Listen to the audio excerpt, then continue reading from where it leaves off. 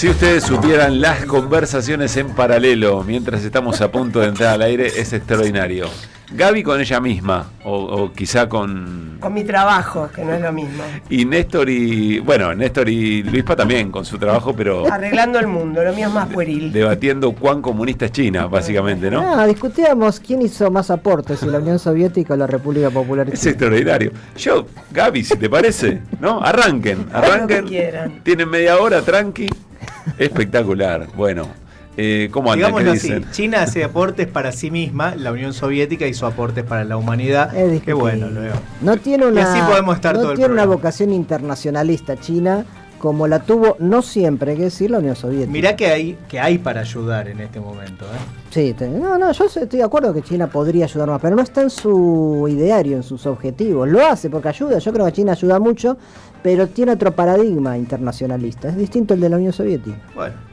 Y en realidad no hablábamos de eso, habíamos hecho quién consiguió más cosas, nada más, pero... ¿En qué sentido? Materialista que sos. ¿Quién consiguió más cosas? ¿En qué sentido? En teléfonos celulares lo miden. No, porque no había teléfonos celulares. ¿Datos? ¿Qué tipo Un de...? Sputnik 5. Claro. ¿Ese tipo de cosas? Claro, ¿Ese tipo de desarrollo no? No, es para hablar mucho. Nosotros estamos, escúchame, ¿querés que te cuente la cosa de para hablar hoy? Son 12 épocas, Sí, no se puede comparar. Son dos grandes aportes a la humanidad, también con muchas cagadas, hay que decirlo en ambos ¿China casos. derrotó al nazismo? Bueno. No más palabras en No, ¿cómo que no? Sí, China frenó a Japón, y si no hubiese frenado a Japón con 30 millones de víctimas, Japón hubiese avanzado y posiblemente hubiese atacado a la Unión Soviética. Incomprobable. No, ¿cómo incomprobable? Japón, no sea malo. Japón invadió a la República Popular China, Japón era parte del eje, y la que lo frenó con un caudal de víctimas. Le tocó a China ese papel. A China, Vietnam, a Corea, pero el que más puso freno a Japón fue China, y si eso no hubiese pasado... La colaboración de China estuvo muy bien. Pero la participación, al mismo nivel que de la Unión Soviética, que fue heroica, ¿no? Por supuesto, ¿no? Pablo quiere que hablemos de esto, no, de es verdad. Que esto Pablo, no se puede. No ocurre. Si querés, armamos una charla en el Pulqui Bar. No está nada mal. Cada uno, pero les propongo esto, cada uno puede 2 invitados. Está muy bien. bien. Cada uno con 2 invitados. Pero igual hay una gran diferencia entre Luis y yo, que él, no sé si se puede citar así, pero... se puede decir nada. ¿Cuál es? No, que yo no tengo una adhesión al modelo de China, como quizá, no lo sé, Luispa lo tiene con lo que fue la Unión Soviética. Yo estoy... ¿Cómo? Si vivís hablando de China, Néstor. Pero yo hablo mucho de China porque creo que es fundamental. ¿Y encima no estás de acuerdo? No, yo creo que es fundamental para la Argentina relacionarse con China. No vivís convenciendo de las maravillas de China y no estás de acuerdo. Entonces sería de algún partido maoísta o denguista o chiísta. Te digo algo, los partidos maoístas en la actualidad no están a favor de China. No, tenés razón. Pero por eso digo, maoísta, denguista, chiísta por Xi Jinping.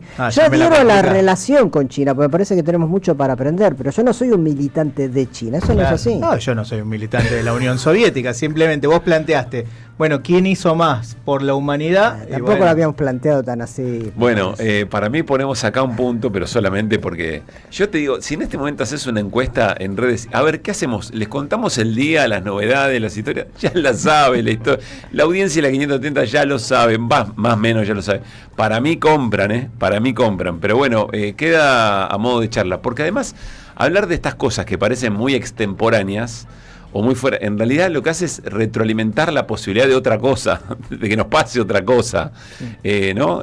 Mirá si no es otra agenda. Bueno, ¿qué tal? ¿Cómo andan? ¿Qué dicen? Muy pero muy buenas tardes, arrancando así, de manera especial, que vuelvan las ideas en esta jornada de martes, ¿digo bien? Sí, de martes, no parece, pero es recién martes. Bueno, y tenemos por delante toda una semanita. Los días son los mismos, los que faltan, pero la intensidad que traen me parece que nos van a hacer sentir un trote muy fuerte. Hola, Gaby.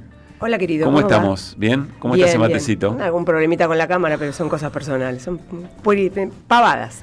Todo bien. Volvamos a China y la Unión Soviética. Volvamos a China, sí. Solo van a China que estamos todos bien. ¿El mate? ¿Bien? El mate bien, por suerte. Bien amargo, uruguayo. Son extraordinarios. Si yo pudiera... Espera, vos no te excluyas. Si yo pudiera elegir... Que tenés lo tuyo también. A mis compañeros de camino los elijo 1 y 100 veces. ¿Nunca estás de mal humor vos? ¿No te viene un mal humor a veces por algo? Sí, me han visto. Pero lo expreso de una manera distinta. Pero, buenísimo, yo lo expreso con silencio. No me busques. Pero no es a vos, lo digo por vos y lo digo por Néstor y por Luispa, que podrían estar conversando sobre esto. No te conmueven, Luispa y Néstor, en este Sí, momento. yo hablando aprendo, de China y la Unión admiro, Soviética. los admiro. Ya hay gente diciendo que iría a la charla de ¿Viste? debate en el Obvio. Pulque Bar, Obvio. Pero se completa. ¿Cuánta gente entra en el Pulque Bar? Nico, ¿cuánta gente entra en el Pulque Bar? ¿Cuántos? ¿Cuánto? No, 150. ¿Cuántos entran? ¿100? ¿Cuántos entran? Un poco menos de 100. Chicos, colaboran. 100 personas, pero en... Que rebalse, en medio que rebalse, programa. claro. En medio programa. Aprovecho ahora para meter el chivo o no. El del Sí, Pulque Bar. es Sí, ahora o es nunca. ahora, Es ahora o ahora. nunca. Mañana, Sí. en el Pulque Bar. Hablando de esto. Hablando y de del esto, Pulque Bar mañana, también. miércoles, en el Pulque Bar, 17:30, no me maten. No, pero ¿cómo? No, pero ¿cómo es? 17:30. Me tengo que ir 17:25. Vamos a hablar de China, pero no de China comparado con la Unión Soviética. Presentamos un libro. Ah, encima nadie puede objetar nada. Presentamos un libro de mi autoría, Sí. junto con Gustavo NG, Sí. que hicimos hace 2 años. Su apellido es así. Otro su día les apellido explicamos. chino, Sí. Se publicó en España Como hace 2 yogurtu. años. Se publicó en España hace 2 años y ahora Editorial Corregidor lo publica en la Argentina y se llama China, muralla contra la pobreza. Es un estudio sobre cómo hizo China para erradicar la pobreza extrema y aliviar todo el problema de pobreza que tuvo durante muchos años, ¿no? Espectacular. Mañana se presenta. Mañana 17:30 en O el sea, Pulquibar, Gustavo NG, Paula Pampín de Corregidor. Sí. ¿Quién les habla? Y cierra Fortunato Malimachi, ¡Epa! que hizo el prólogo de Mesaza. ese libro. Muy bien. Bueno, si habla, escúchame, ¿a qué hora arranca? ¿5:30? 17:30 Hace hablar a en dos Entre antes. Ríos, Hace hablar Entre Ríos y qué. entre Belgrano y Venezuela. Acá nomás. Acá a la vuelta. Hace hablar No me acuerdo de la dirección Hace del hablar a número. 2 antes y llegas perfecto. Te vas a las 6 y llegas exacto. perfecto. Podés salir a 6 menos 5, querés salir. Mañana me puedo llegar a enfermar repentinamente. Bueno, No, mañana voy a estar hasta las 5:25. No sean malos, muy que bien. tengo que estar ahí. Quiero decirte, Luispa, sos dañino. No, sos dañino. no, sos tampoco. dañino. Y la próxima será No, Giníger y yo. Bueno, a mí me Cultura. encanta, Bien. A mí me encanta.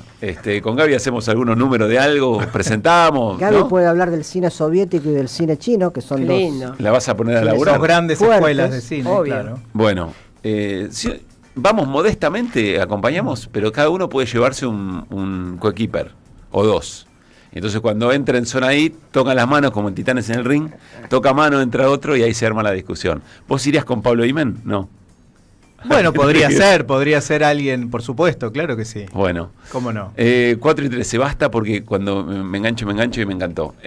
Bueno, ¿cómo están? Bien, hace calor, más no tanto. En algunos momentos, 26 grados la temperatura, 26,4. Acá adentro hace calor. Algunos un poquito. momentos de frescura tuvo el día, un poco destemplado, tengo que convencerlos, tengo que contarles que ando. Pero bueno, más destemplado está el Congreso de la Nación, me da la sensación. Enseguida vamos con Fabián Waldman. ¿Está Fabián? No está todavía. Enseguida vamos con Fabián Waldman para charlar con él, para que nos cuente qué es lo que pasó en las reuniones de comisión, porque les contamos el final, les arruinamos el final. Hay dictamen de comisión para presupuesto, es decir, mañana miércoles habrá sesión. ¿Dije bien? Sí. Sí. Mañana miércoles sesión para tratar presupuesto, que es un presupuesto que se tuvo que volver a discutir y que vino con sorpresas. Porque ya había dictamen, pero perdió estado parlamentario en el recambio o en el final, digamos, del año parlamentario. Entonces, otra vez dictamen con mayorías y una mayoría importante. Ahora seguramente lo vamos a charlar con Fabián. Y con algunas sorpresas en el medio, que marcan también el momento del gobierno que cree que lo puede todo. Y vamos a ver si eso es cierto o no. Pero adelantá por lo menos cuáles son esas sorpresas, porque me parece que son muy importantes, ¿no? Seguro Fabi tiene más detalles, pero incluyeron un último artículo, creo que el artículo 75, si no me equivoco, un último artículo donde derogan la ley de emergencia en discapacidad y la ley de emergencia De financiamiento universitario. Las derogan. Y están en el paquete. Son esas que estaban suspendidas por el gobierno, que incluso que el Poder Judicial en tema de discapacidad, el Poder Judicial dijo, che, la tienen que cumplir, no Sí, importa leyes nada. votadas por el Así Parlamento, es, ¿no? varias veces, Así ¿no? es. Porque son...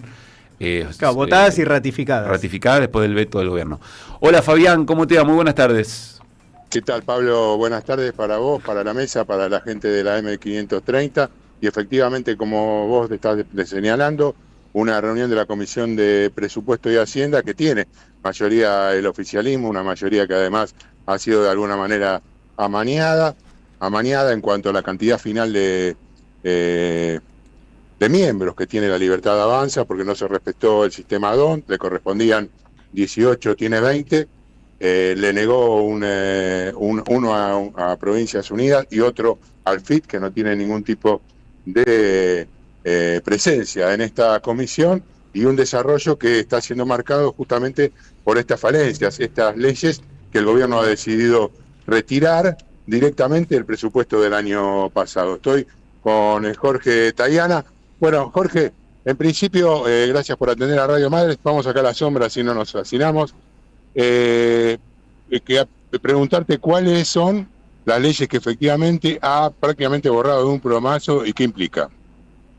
Bueno, hay muchas restricciones y básicamente la conclusión es que es un presupuesto de ajuste, es decir, aquello de que ya empezaba el crecimiento no es así. El presupuesto está claro que es un presupuesto de ajuste restrictivo y un ajuste que continúa lo que ha venido haciendo el gobierno, es decir, fortalecer a los que más tienen y quitarle a los que menos tienen. ¿Qué quiere decir esto? Que están perjudicadas las provincias con los aportes que tiene que hacer el gobierno nacional, están restringidos, están perjudicadas la educación, porque se elimina el 6% del producto de la ley de financiamiento educativo, está perjudicada la ciencia y la tecnología, porque también se elimina el 1% del PBI para ciencia y tecnología, está perjudicada la salud y hay una gran restricción en obras públicas. Así que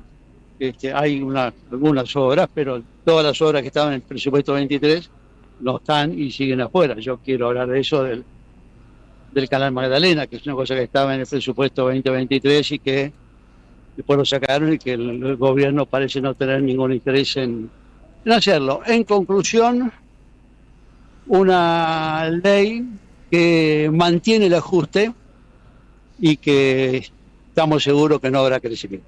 Te hago una pregunta más que tiene que ver con un sector que vos específicamente manejabas, que era el FONDEF, que se conoce de nada. la defensa de los aviones que trajeron, las Stryker.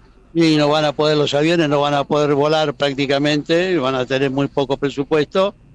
Y los Stryker, bueno, es un vehículo para Afganistán, no sé para qué lo traen acá. Te escucha el diputado Tayana, Pablo. Hola Jorge, ¿cómo estás? Muchas gracias por este rato. A ver, quiero preguntarte concretamente sobre esta derogación que conlleva el dictamen de presupuesto de las leyes de financiamiento universitario y de la emergencia en discapacidad. Lo primero es que nos preguntamos es si esto vale, si vale que el gobierno pueda en un dictamen de presupuesto llevarse puesta leyes que fueron votadas por tanta mayoría y ratificadas, ¿no? Bueno, esa es una buena pregunta. Pero ellos lo plantean así, ¿no? O sea, así como esas leyes que las vetó y el Congreso logró vencer ese veto, bueno, entonces ellos directamente no lo ponen en el presupuesto del año que viene y lo eliminan. Yo creo que todo eso es judiciable después, ¿no? Uh-huh. Pero veremos, tienen que ver si lo sacan. Sí, claro. Están con un impulso fuerte y veremos cuáles los resultados de la comisión. Ahora está la comisión junto con el tema penal, con la comisión conjunta, y bueno, yo creo que mañana tenemos sesión y ahí se debatirá el dictamen. Jorge, no quiero sacarte mucho tiempo, pero sí preguntarte por el momento, ¿no? Porque es un dictamen que ha tenido respaldo de Jalil de Catamarca, de Sáenz de Salta, sí, de Pasalaca de Misiones, de Jaldo de Tucumán. Bueno, creo que San Juan, si no me equivoco, también acompañó. Quiero decir, hemos visto en las últimas horas transferencias de ATNs y todo está muy, muy explícito, ¿no? Te quiero preguntar por esa escena, porque son gobernadores cuyos diputados y diputadas colaboraron, por ejemplo, para el acompañamiento de esas leyes, entre otras cosas. Sí, eso es estrictamente cierto y muestra que la voluntad de algunos gobernadores se obtiene con muy pequeñas concesiones, perdiendo de vista la perspectiva global, ¿no es cierto? Uh-huh. Que si no hay una estrategia de crecimiento del país, de desarrollo y de de movilización de sus recursos, poco vale obtener una pequeña concesión para la provincia. Claro. Pero bueno, ese es el debate que habrá que dar para que se termine de comprender los efectos nacionales en cierta medida. Que también habla del momento de la oposición, Jorge, o de las Habla oposiciones. del momento, sí, bueno, ahí habla del oficialismo, que ganó las elecciones y se siente con derecho a imponer, y muchos parecen de una u otra manera aceptarlo o sentir que no tienen más remedio para eso. Yo creo que no es esa la posición correcta, ciertamente, pero bueno, así estamos. Una última reflexión, Jorge. ¿Y cómo se recrea una oposición para ponerle frenos a una avanzada tan brutal? Primero, escuchando a la gente, a los actores, a los trabajadores, a los terciarizados, a los pequeños y medianos propietarios, escuchando las distintas opiniones para tener una sintonía más cercana con el pueblo, que es evidentemente en donde ha habido limitaciones, porque por algo ganó el oficialismo. Y lo segundo, construyendo una propuesta opositora alternativa a lo que plantea el gobierno. Hay otro país vivible y aunque hoy mucha gente no lo crea, yo creo que se van a terminar de convencer y eso hay que persuadir. Perón decía que conducir es persuadir. Bueno, hay que persuadir y para eso hay que tener argumentos, hay que debatir y no cansarse de escuchar. Gracias, Jorge. Abrazo grande. Y mañana a la marcha, el jueves a la marcha. Sí, perdón. El jueves. Okay. Un abrazo grande. Hasta luego. Fabián. Le agradecemos a Jorge. A ver, Pablo, si tengo un minuto más. Sí, claro. Voy a ver si puedo traer un oficialista. Diputado Mayoraz, un minutito para la 530, puede ser. Un minutito. Un segundito. No puede. Pero es un segundo, nada más, preguntarle de la comisión, de los resultados de la comisión. ¿Qué tal? Buenas tardes, sí. No escucho nada. No, preguntarte cómo considerás que se votó este proyecto, si el quite y la desaparición de algunas leyes no va en contra de lo que votó el propio Parlamento con respecto a discapacidad, con respecto a Andís, con respecto a la cuestión universitaria. Mire, yo creo que eso lo define justamente el Congreso. El Congreso se renueva la composición. Esas insistencias de leyes le hicieron aprovechando una mayoría que tenían, que no respondía a los intereses y necesidades de la gente, donde el 26 de octubre ratificó que quiere otra cosa, que quiere otro rumbo. Entonces, por eso en este proyecto de ley, que lo que estamos viendo es que tiene más apoyo de los que dicen que de estar en contra. Entonces, creo que básicamente esto refleja realmente el rumbo que quiere la ciudadanía. Gracias, Mayoraz, muy amable. Adiós. Bueno, ese es el argumento entonces, Pablo, Sí. del oficialismo. Importante el testimonio porque habla de la desconsideración respecto de las instituciones, ¿no? Porque no es un capricho eventualmente que un Congreso tenga en un momento mayorías y en un momento tenga otras. Hay un Congreso que efectivamente votó como votó, que insistió como insistió, qué sé yo, no sé, es como si fueran a prueba de argumento, digamos, ¿no? Una cosa por el estilo. Pero bueno, Fabián, va a ser interesante conocer testimonios también respecto de si esto vale, ¿no? A mí me encantaría saber si en un presupuesto se puede derogar una ley de esta manera. Entiendo que el oficialismo habrá buscado la forma. ¿Y con qué clima después, Fabi, vos que estuviste ahí en la comisión? Sigue la discusión, ahora está hablando la diputada Romina del Pla. Pero esta es otra comisión, ¿no? Sí, pero estamos hablando de más o menos la continuidad, estamos hablando de la cuestión ligada a la tributación. No, esto sigue siendo economía, el presupuesto sigue haciendo, Pablo, sigue estando. Ya se aprobó el proyecto, pero continúa. Siguen discutiendo. Está así presidiéndola justamente Venegas Lynch, que fue proclamado por su gran capacidad luego de la salida de Spert. Hay que recordar eso, que reemplaza nada más y nada menos que al ex diputado y candidato, y de alguna manera expresando, en este caso Romina del Pla, arengando y explicando claramente qué es lo que está en juego con este presupuesto. Por supuesto, lo que se viene el día de mañana, el jueves, 2 días movilizados en la calle mañana, dentro del recinto, el jueves fundamentalmente en la calle, pero indudablemente una semana con mucho calor de diciembre, Pablo. Yo entiendo, Fabián, además que se aprobó también ese dictamen para que impone la famosa regla fiscal que prohíbe el déficit. Sí, efectivamente una cosa que es realmente de alguna manera absolutamente, me parece extemporánea, ¿no? No sé cuál es tu opinión y tu mirada, pero sí, está claro que es difícil de llevar a la práctica aprobación de leyes y condenar a diputados por presentar esas propuestas. No sé, claro, tiene parece... sanción penal, tiene, ¿no? Para diputados y diputadas o para legisladores y legisladoras que efectivamente aprueben algo que no tiene un respaldo presupuestario. Bueno, Fabián, nos quedamos ahí, quedamos atentos a lo que vos nos digas, porque esta semana pasa por el Congreso y por la calle, así que va a ser importante el testimonio. Estamos acá. Abrazo grande. Te pido, lo saludo a Joan Franco, que está hoy en la puesta en el aire, Macedo. Te pido, Joan Franco, si podemos escucharla a Del Pla. Está hablando en este momento en la reunión conjunta de Presupuesto y Hacienda.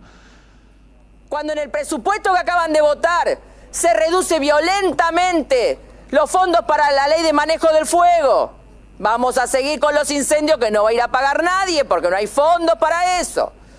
Cuando de la mano de la ley de glaciares también se liquida ahora con este presupuesto para aplicar la ley de protección del bosque nativo. Cuando se sigue horadando cada uno de estos temas. Por supuesto, me estaba olvidando, menos mal que vi el apunte, del saneamiento de la cuenca del Riachuelo Matanza. Otro desastre que están desfinanciando completamente y agravando las condiciones de vida de la población en ese lugar. Y lo último, el nivel brutal de ataque a todas las políticas en defensa de las niñas, niños, niñas, jóvenes, mujeres y diversidades. El desfinanciamiento de la política para aplicar la educación sexual integral. El desmantelamiento del programa ENIA para evitar los embarazos no planificados en niñeces y adolescencias. Es otra política completamente criminal de este gobierno de Milei y de sus aliados.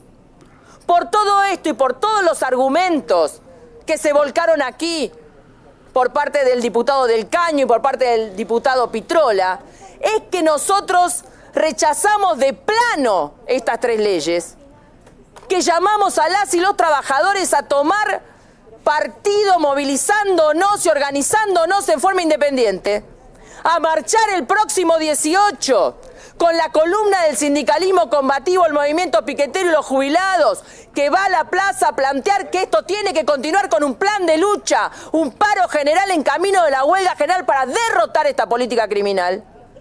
Y es que llamamos a reforzar la organización independiente para derrotar esta política que va a fracasar, porque ¿saben qué? Los cálculos que hacen sobre equilibrio fiscal son una mentira más grande que una casa. El déficit fiscal en este momento es de más de 17.000 millones de dólares, porque hacen un dibujo para no registrar los intereses que tienen que pagar y ponerlo bajo la línea, porque dicen que el dólar el año que viene va a valer 1.300 no sé cuánto, y tuvieron que cambiarlo y ya decir que va a valer 1.580 y hoy vale 1.480. Son unos berceros fenomenales, pero ¿saben qué? La población trabajadora en nuestro país, más temprano que tarde, va a dar cuenta de todos ustedes y de esa política criminal. Muchas gracias. Bueno, Romina Del Pla, haciendo uso de la palabra, porque recién tenía una confusión ahí, la resolvimos con el equipo. Porque como había dicho Fabián Gualmanquén, no es una cosa menor, pasó un poco bajo radar, no se respetó las proporciones de representación en la Cámara para la integración de la Comisión de Presupuesto y Hacienda. Entonces, tiene dos integrantes más que le da una mayoría bastante holgada para lo que son estas comisiones tan determinantes. A la Libertad Avanza. Sacándole, claro, al oficialismo, sacándole una plaza al Frente Izquierda y una a Provincias Unidas. Y recién hablaba Romina Del Pla, que es del FIT, pero hay una reunión conjunta. son otras comisiones que se integran en esta discusión, razón por la cual hay integrantes del FIT.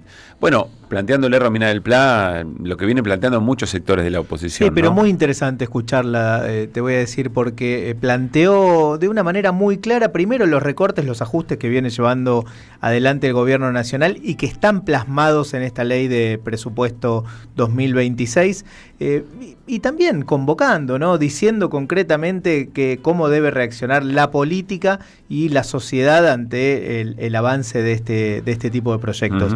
Me parece que a veces se le da mucha vuelta y las cosas hay que decirlas como son. Y me gustó escucharla porque creo que precisamente hizo eso, ¿no? Dijo las cosas como son, sin mayores vueltas, convocando a movilizarse mañana miércoles con los jubilados y el jueves con todos los trabajadores en la plaza. Enseguida vamos con nota, vamos a charlar con Pedro Guasiesco, dirigente de la CTA, fue presidente astillero de Río Santiago. Vamos a charlar con él sobre la reforma laboral. Creo que hay que insistir muchísimo en contarle a las audiencias, en tratar de ser difusores de lo que se está intentando aprobar, no solo en materia de reforma laboral, también en presupuesto, también en todo lo que tiene que ver con ley de glaciar. Bueno, hay un montón de situaciones que hay que contar con detalle.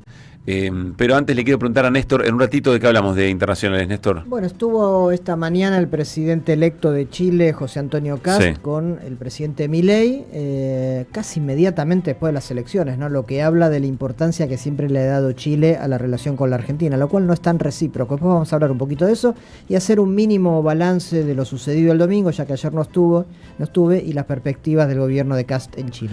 ¿Cuáles son tus historias para hoy, Gaby? En un ratito hablamos de Leiva, Hasta que me quede sin voz, el documental que hoy a la noche en el Cine Cacodelfia se va a hacer la van premier con Leiva presente. Leiva es un número uno, un gigante de la música española, con muchísimas canciones que son su propia autoría, muchas historias vinculadas a Sabina, quizás muchos lo conozcan, es un alma codo a codo con Joaquín Sabina, productor de su música también, ganador de premio Goya, es uno de los hombres enormes que cuando lo ves ahí en un documental contando sus fragilidades, sus vulnerabilidades, sus miedos antes de salir al escenario, encontrás un universo fascinante. En un ratito, hoy se estrena a la noche en Avant Premier, va a estar Leiva presentando la película y ya después el 19 la puede ver todo el mundo. 26.4 la temperatura en Buenos Aires y alrededores, ya charlamos con Pedro Guasiesco. Que vuelvan las ideas. Hasta las 18, regreso informativo. Opinión y reflexión. Que vuelvan las ideas.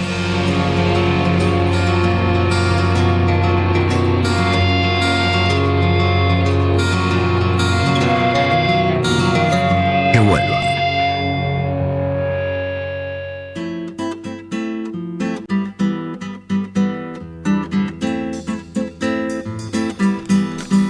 Pedro Guasiesco, como les decíamos, dirigente de la CTA de los trabajadores, fue presidente de Astilleros Río Santiago, fue secretario general del gremio de trabajadores del neumático. Pedro, ¿cómo estás? Pablo Caruso, Gaby Radich, Néstor Restivo y Luis Pablo Gininger, saludamos en Que vuelvan las ideas. Buenas tardes, Pablo, ¿qué tal? Gracias, Pedro, por este rato. Antes de meternos en detalles, Pedro, un poco estábamos repasando, recién nuestro compañero Fabián Waldman nos contó con detalles del Congreso cómo se dio la aprobación del dictamen de presupuesto 2026, con todo lo que incluye y con todo lo que saca, digamos. Te quiero preguntar por la escena, Pedro, porque es hasta hace una semana antes de las elecciones, horas antes de las elecciones, digamos, el gobierno parecía que tambaleaba.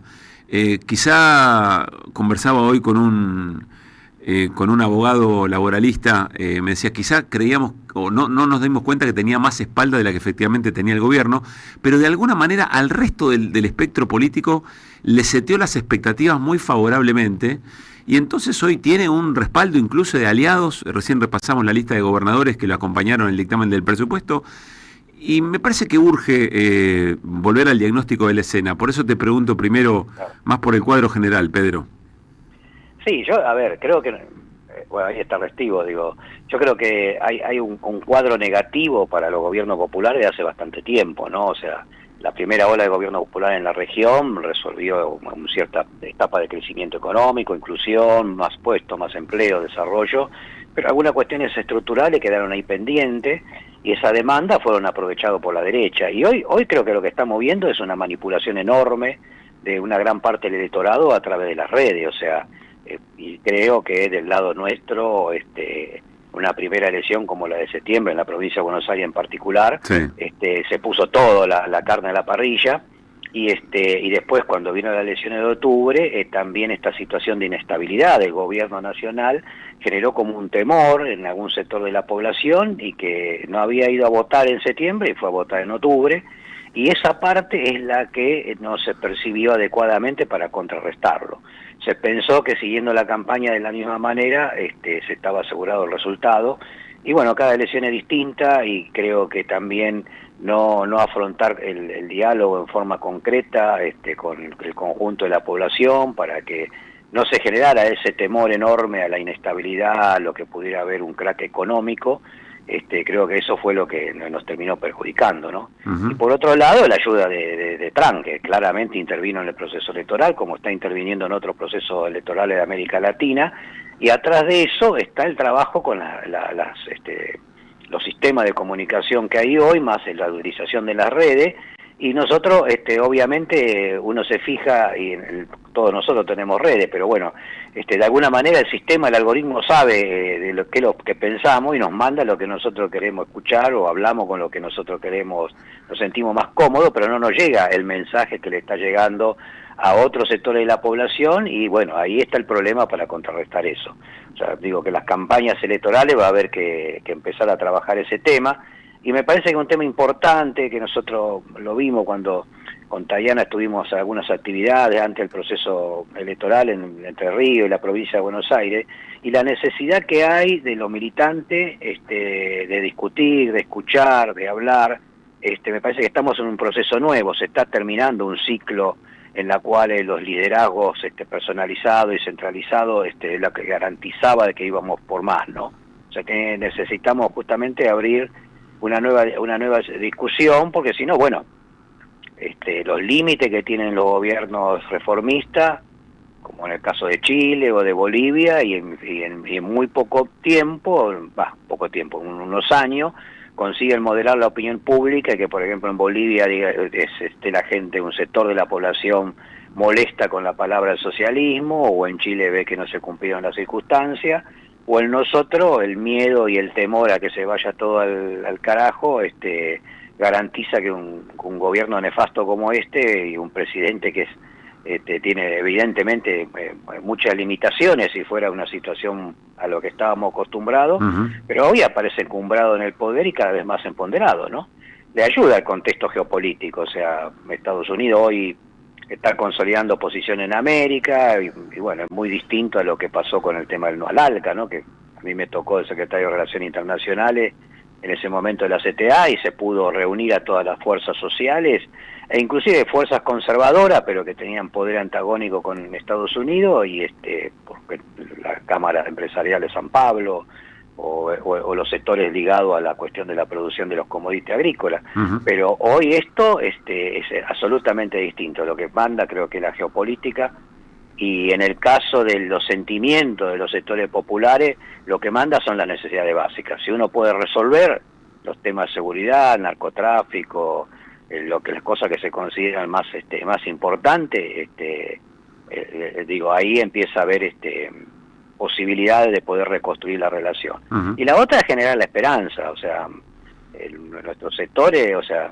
terminamos que un gobierno como el Milei Milei en la campaña hablara de Argentina potencia, y nosotros no usamos esa palabra, no construimos en el imaginario la esperanza de que la Argentina pueda tener un desarrollo, y entonces ahí, bueno, eso sacan una ventaja importante, porque en la política fundamentalmente, si se quiere transformar la realidad, poder tener un objetivo de esperanza es clave, ¿no? Si no, no hubiésemos vivido durante el siglo XX todos esos procesos revolucionarios de envergadura, o los procesos de construcción de soberanía y autonomía nacional, como en el caso de Argentina, primero con Irigoyen, y obviamente el más sólido e importante con Perón después, ¿no? Pedro, estamos charlando con Pedro Guasiesco. Quiero preguntarte concretamente sobre el proyecto de reforma laboral. Un dirigente cooperativista, Leito Monk, hizo una publicación hace algunas horas nada más, muy interesante, que resume varios puntos de de la reforma, pero hay una suerte de impacto que él logra condensar, que es la cantidad de pesos que se transfieren de los trabajadores hacia la patronal. 21 millones de pesos al año en todas las medidas combinadas, digamos, ¿no? Si se aprobaran todas las medidas y todas combinadas, implicarían una transferencia del trabajo al capital de 21 millones de pesos por año. Quiero preguntarte si crees que efectivamente va a pasar la reforma, si el gobierno de Milei tiene el aura, la inercia, el acompañamiento, o logró determinado tipo de seguimiento, sobre todo de aliados, como para la aprobación de una ley de estas características. Claro. En principio espero que no, que podamos tener, bueno, tenemos el 18 la movilización de la CGT y la CTA y todas las acciones de resistencia que podamos hacer. Y bueno, y si pasa también generar todas las condiciones para transformar esa realidad y volver a revertir la situación. Creo que es una reforma que es nefasta, que encubre atrás la cuestión de ver cómo trasladan, por supuesto, reducción de costo para el sector empresario, o sea, castigan al sector industrial, al sector empresario que produce, y la única solución que le dan es, bueno, le vamos a sacar a los trabajadores y le pasamos un poco a esto, pero el castigo va a seguir porque está relacionado el ingreso de los trabajadores con el mercado interno, y si la demanda decrece también estamos en el mismo problema, ¿no? Yo creo que igual a nosotros lo que nos falta a los trabajadores es tener iniciativas en cuanto a los planteos que son necesarios discutir, sí, en la legislación laboral.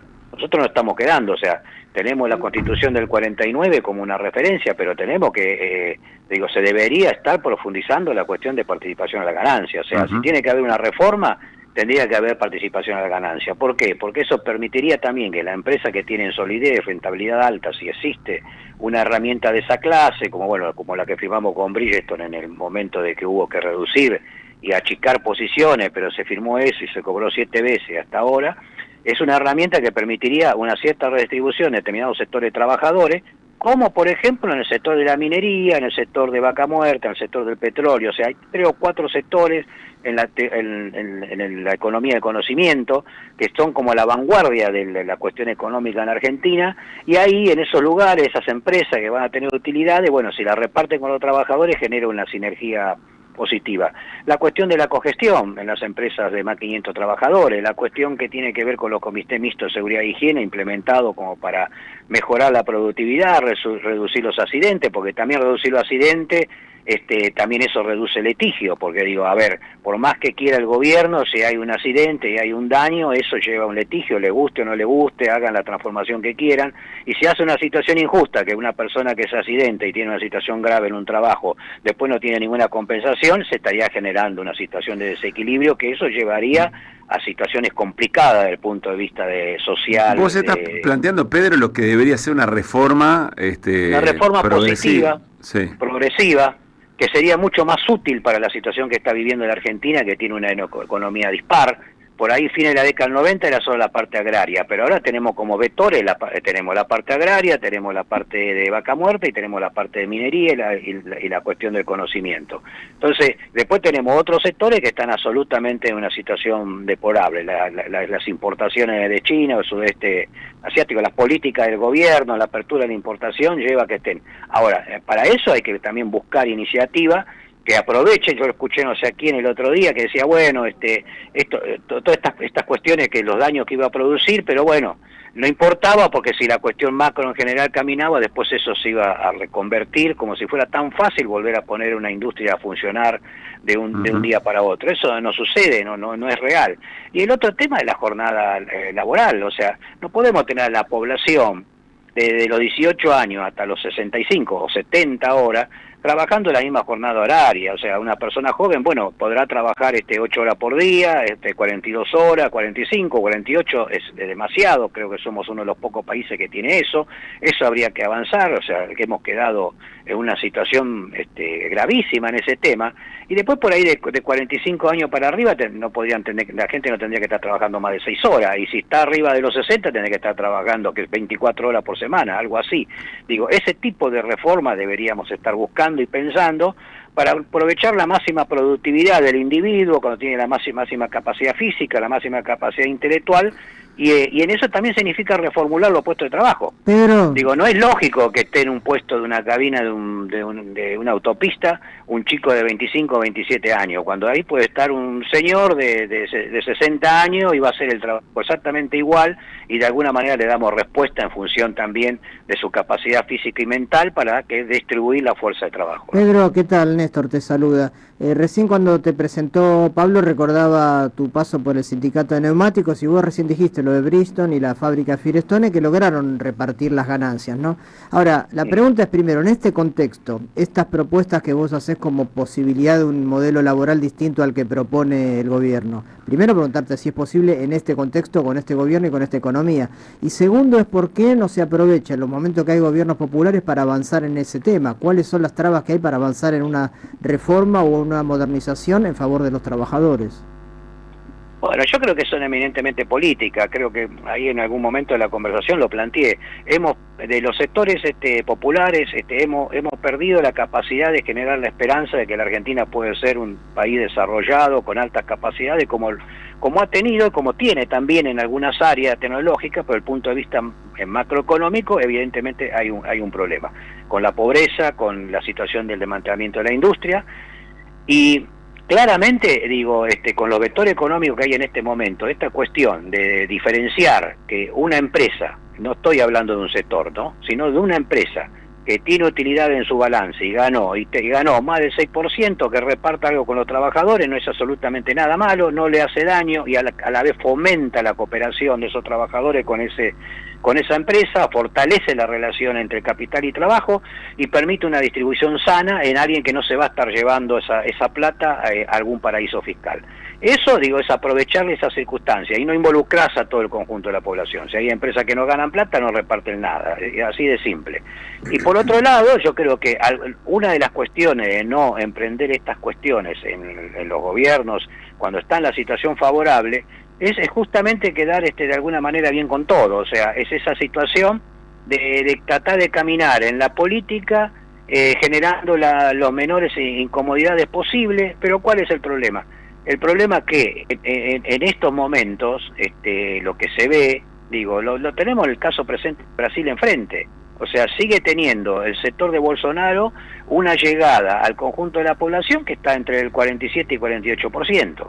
Entonces, está Lula, sí, tiene la capacidad, tiene el impulso, se ganó las elecciones, pero digo, hay una parte de la sociedad, el quiebre que hay, que tiene asumido todos los discursos que de algunos sectores de la derecha, en los medios de comunicación y en las redes sociales se profundizan, y sobre eso no se trabaja. Para trabajar sobre eso hay que tener cuestiones muy contundentes. No se puede solamente estar mostrando que creció la economía, que bajó un poquito la inflación, que se distribuyeron más ayuda económica o escolar para los sectores postergados. O sea, esas cuestiones no terminan resolviendo el problema en los sectores populares, digo, porque ahí está el problema de la seguridad. Si a una persona, a una mujer que va a trabajar horas por horas y le roban el celular, le arruinaron el mes. O sea, ese mes tiene que decidir un montón de cosas, no comprarse porque el celular lo necesita. Hoy es casi un bien absolutamente necesario. Entonces el tema de la seguridad de los sectores populares, los ricos lo resuelven escondiéndose en los country, pero los sectores populares necesitan que el Estado garantice la seguridad.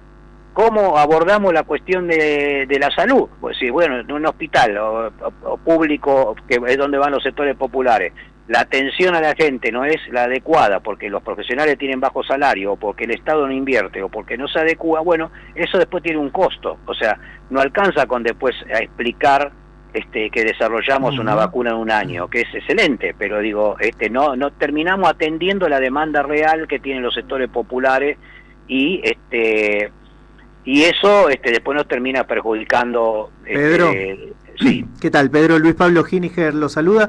Quiero preguntarle por la marcha del jueves, por la marcha del 18, ¿qué expectativa, cómo se está preparando la CTA para movilizarse? Y además preguntarle por qué cree que no hubo condiciones para convocar a un paro general que, desde mi punto de vista por lo menos, hubiera sido mucho más positiva para la movilización de distintos sectores el jueves en Plaza de Mayo. Sí, bueno, no, la preparación se está haciendo todo lo necesario para garantizar que sea una movilización enorme. Obviamente acá hay una decisión política de los gremios en este sentido de alimentar. El problema está en la segunda pregunta, ¿no? O sea, el grado de convocatoria que tenemos las organizaciones sindicales, producto de todos estos años, de la forma que se llevó, está debilitado. O sea, por otro lado también, cuando uno discute la cuestión de la legislación laboral, y hay una parte de los trabajadores, de los que son cuentapropistas, los que están con el Uber, que del aguinaldo y las vacaciones no saben nada, no tienen idea qué es el convenio colectivo. Entonces, es cierto que tampoco saben nada de un paro general. Claro, exactamente. Entonces, ¿cómo hacemos para que se entiendan y se vean, que se sientan afectados? Digo, no. Pero, por ejemplo, una cosa que estábamos en discusión, la estaba escuchando el otro día a la Burri, que planteaba la senadora Burri ahora, que estos trabajadores no quieren tener patrón y quieren manejar horario. Lo que esta señora no ve, cualquiera de nosotros que crucemos en algún lugar donde están estos puntos, donde se concentran los despachantes de Uber, el olor a pis que hay, porque digo, los chicos terminan orinando en cualquier lado, porque, o sea, a ver, no habría que regular el sistema, no tendría que haber baño, no tendría que haber condiciones para garantizar que esos trabajadores o esas personas, si no se quieren considerar trabajador, lo que sea, emprendedores, estén haciendo su tarea con cuestiones con dignidad. Bueno, también nosotros vamos a tener que tomar esa cuestión. Si no la tomamos, no tenemos diálogo con ese sector para poder confrontarlos y hacerle ver la realidad, que son dependientes de una estructura, un algoritmo que termina manejando esa situación, y el algoritmo no le entran, por más inteligencia artificial que esté, si adentro del algoritmo el programador no le puso, pensemos que tiene que haber un baño cada tanta persona, pensemos que el lugar donde tienen que ir a recoger los pedidos tiene que tener las condiciones para el descanso y para las cuestiones básicas resueltas. Pensemos que tienen que tener un seguro por cualquier cosa que pase, ¿no? Pues bueno, son jóvenes, por ahí se piensa que son eternos, pero los accidentes existen y los problemas de salud existen. Ahora, si no avanzamos en esos diálogos, si no solamente el gremio del neumático le habla al neumático, o el del ESMATA le habla al mecánico, no podemos, para eso están las centrales, no podemos dialogar con todos estos sectores, bueno, entonces vamos a tener problemas para la convocatoria. Entonces me parece que acá la cuestión del paro general, que simbólicamente es importante, pero para derrotar las políticas de un gobierno como hay que llegar a un paro general, o hay que llevar a una acción, más que un paro general hay que llegar a un plan de acción que garantice esa derrota. Y eso empieza de lo menor a lo mayor, porque digamos, hay que generar conciencia para que tampoco haya resistencia de la población a medidas de este tipo, ¿no? O sea, esto me parece que es importante generar esos consensos. Pedro, por supuesto, sí. A ver, quiero ir un paso atrás, porque un paso en retrospectiva, ¿no? Nunca un paso atrás, jamás. Uno atrás, dos adelante. Uno atrás, dos adelante. No, quiero mirar un poco más grande de la escena, porque yo entiendo la importancia de dos cosas que mencionaste. Primero, que la convocatoria o la interpelación a la sociedad para las elecciones de medio término hubiera sido un poco más que frenar a Milei, que hubiera habido una construcción de horizonte, una expectativa distinta. Eso lo entiendo. También entiendo la importancia de que haya otra propuesta de reforma laboral, una propuesta progresiva, una propuesta positiva, como vos la mencionaste. Ahora, me da la sensación que todo eso va a ocurrir en tanto y en cuanto haya una acumulación política o una construcción política con su correspondiente conducción, que no titubee, que no tenga dudas a la hora de cómo construir y ningún reparo interno, es decir, una amalgama, una construcción política mucho más amalgamada. Y eso es lo que me da la sensación, que cualquier cosa que se proponga, si no está sostenida por ese tipo de construcción política, que además invita al resto de los espacios oscilantes a tener un lugar de contención, muy difícil que se vaya a dar. Es como si estuviera faltando la base para cualquier propuesta eventual para adelante. Yo uso como ejemplo lo siguiente, o sea, las limitaciones de la gestión del gobierno de Alberto Fernández y todos los que componían el gobierno de Alberto Fernández. Pongo solo un ejemplo: Vaca Muerta, ducto. Se podía haber hecho en los primeros 6 meses, los últimos 6 meses de gobierno. Sí. Haber hecho en los primeros 6 meses hubiese generado, no digo 26.000 millones de dólares, hubiese generado 18.000, 15.000 millones de dólares. El país no hubiese estado en la situación del faltante de divisa que tenía, no hubiese tenido la inflación que tenía, y con esa sola medida hubiese bastado, porque la diferencia fueron en la primera vuelta 38,5, o sea, faltó un punto para pasar los 40, no hubiese faltado una segunda vuelta y hubiésemos tenido un gobierno. Pero entonces me da la razón, es un ejemplo que muestra. Así como eso, yo tengo 50 ejemplos, digo, en la gestión, si se llega a la gestión es para hacer cosas, cuando planteo de resolver las necesidades de la gente, y pongo el ejemplo del ama de casa que va a trabajar por hora y le roban el celular, y en la comisaría no lo atienden, bueno, ahí hay responsabilidad. O sea, por más bueno que seamos, por más honesto que seamos, por más íntegro que sea, si nosotros no podemos resolver los problemas de gestión, o sea, si no podemos construir un barco en el astillero, si no podemos hacer el dragado del Magdalena, si no podemos hacer el ducto de Vaca Muerta en el momento que corresponde y en el momento que lo necesita el país y lo necesita la gestión, bueno, obviamente terminan llegando esto. Hoy, Vaca Muerta le permite al gobierno de Milei tener un respaldo casi de 22.000 millones de dólares. Y si empiezan a funcionar la minería, también. Entonces empieza a construir un modelo que de punto macro, para los sectores de poder, para la minería, para la petrolera, para ellos es exitoso. Obviamente se pasan por el trasero al 60% de la población, porque ellos están contentos con que el modelo sea similar a Canadá y Australia, que tiene la mitad de la población. Nosotros tenemos 50 millones. Pero digo, este es el problema es nuestro, más que de ellos. Entonces, digo, creo que ese también es el límite de lo que pasó en Chile o el límite de lo que pasó en Bolivia, porque si Bolivia estaba cada vez produciendo menos gas, cuando en un momento se había convertido en exportador, y Lula tuvo el gesto de mejorarle el precio y habló con Néstor para que le mejore el precio, y ahí cambió la economía boliviana. Ahora, después, si la empresa boliviana de gas y de petróleo y en la gestión no pudo resolver que se mantuvieran los PUS activos, que crecieran eso o se reconvirtiera en otro sector, bueno, ahí está el problema. Entonces, ahí donde la derecha encuentra el camino. Entonces, si nosotros realmente no discutimos en la agenda, se pone cuestiones claras hacia dónde se quiere ir y se hace lo que se dice, entonces ahí recién vamos a empezar a tener resultados, porque ahí van a empezar a creer en nosotros una parte importante de la población. Entonces nos van a empezar a defender y van a querer que estemos en la gestión. Ahora, si pensamos que la cuestión de la macroeconomía se resuelve solamente con medidas macroeconómicas, y bueno, estamos fritos. Yo creo que estoy convencido, bueno, como dijo Churchill, la guerra es un tema tan importante que no es un problema de los generales. Yo creo que la gestión de un país también es un tema tan importante que no es un tema de economista, ni lo de derecha ni lo de izquierda. Clarísimo. Pedro, gracias, siempre interesante escucharte. Gracias. Pedro Guasiesco, charlando con nosotros, dirigente de la CTA, fue secretario general del gremio del neumático y presidente de Astilleros Río Santiago, convocatoria para la marcha y sobre todo la idea de una propuesta de reforma laboral progresiva o positiva. Yo insisto que hay de fondo hay un problema político, que vos plantees lo que quieres, plantea cualquier... Tiene una masa, no sé si es la consola o somos nosotros, gracias.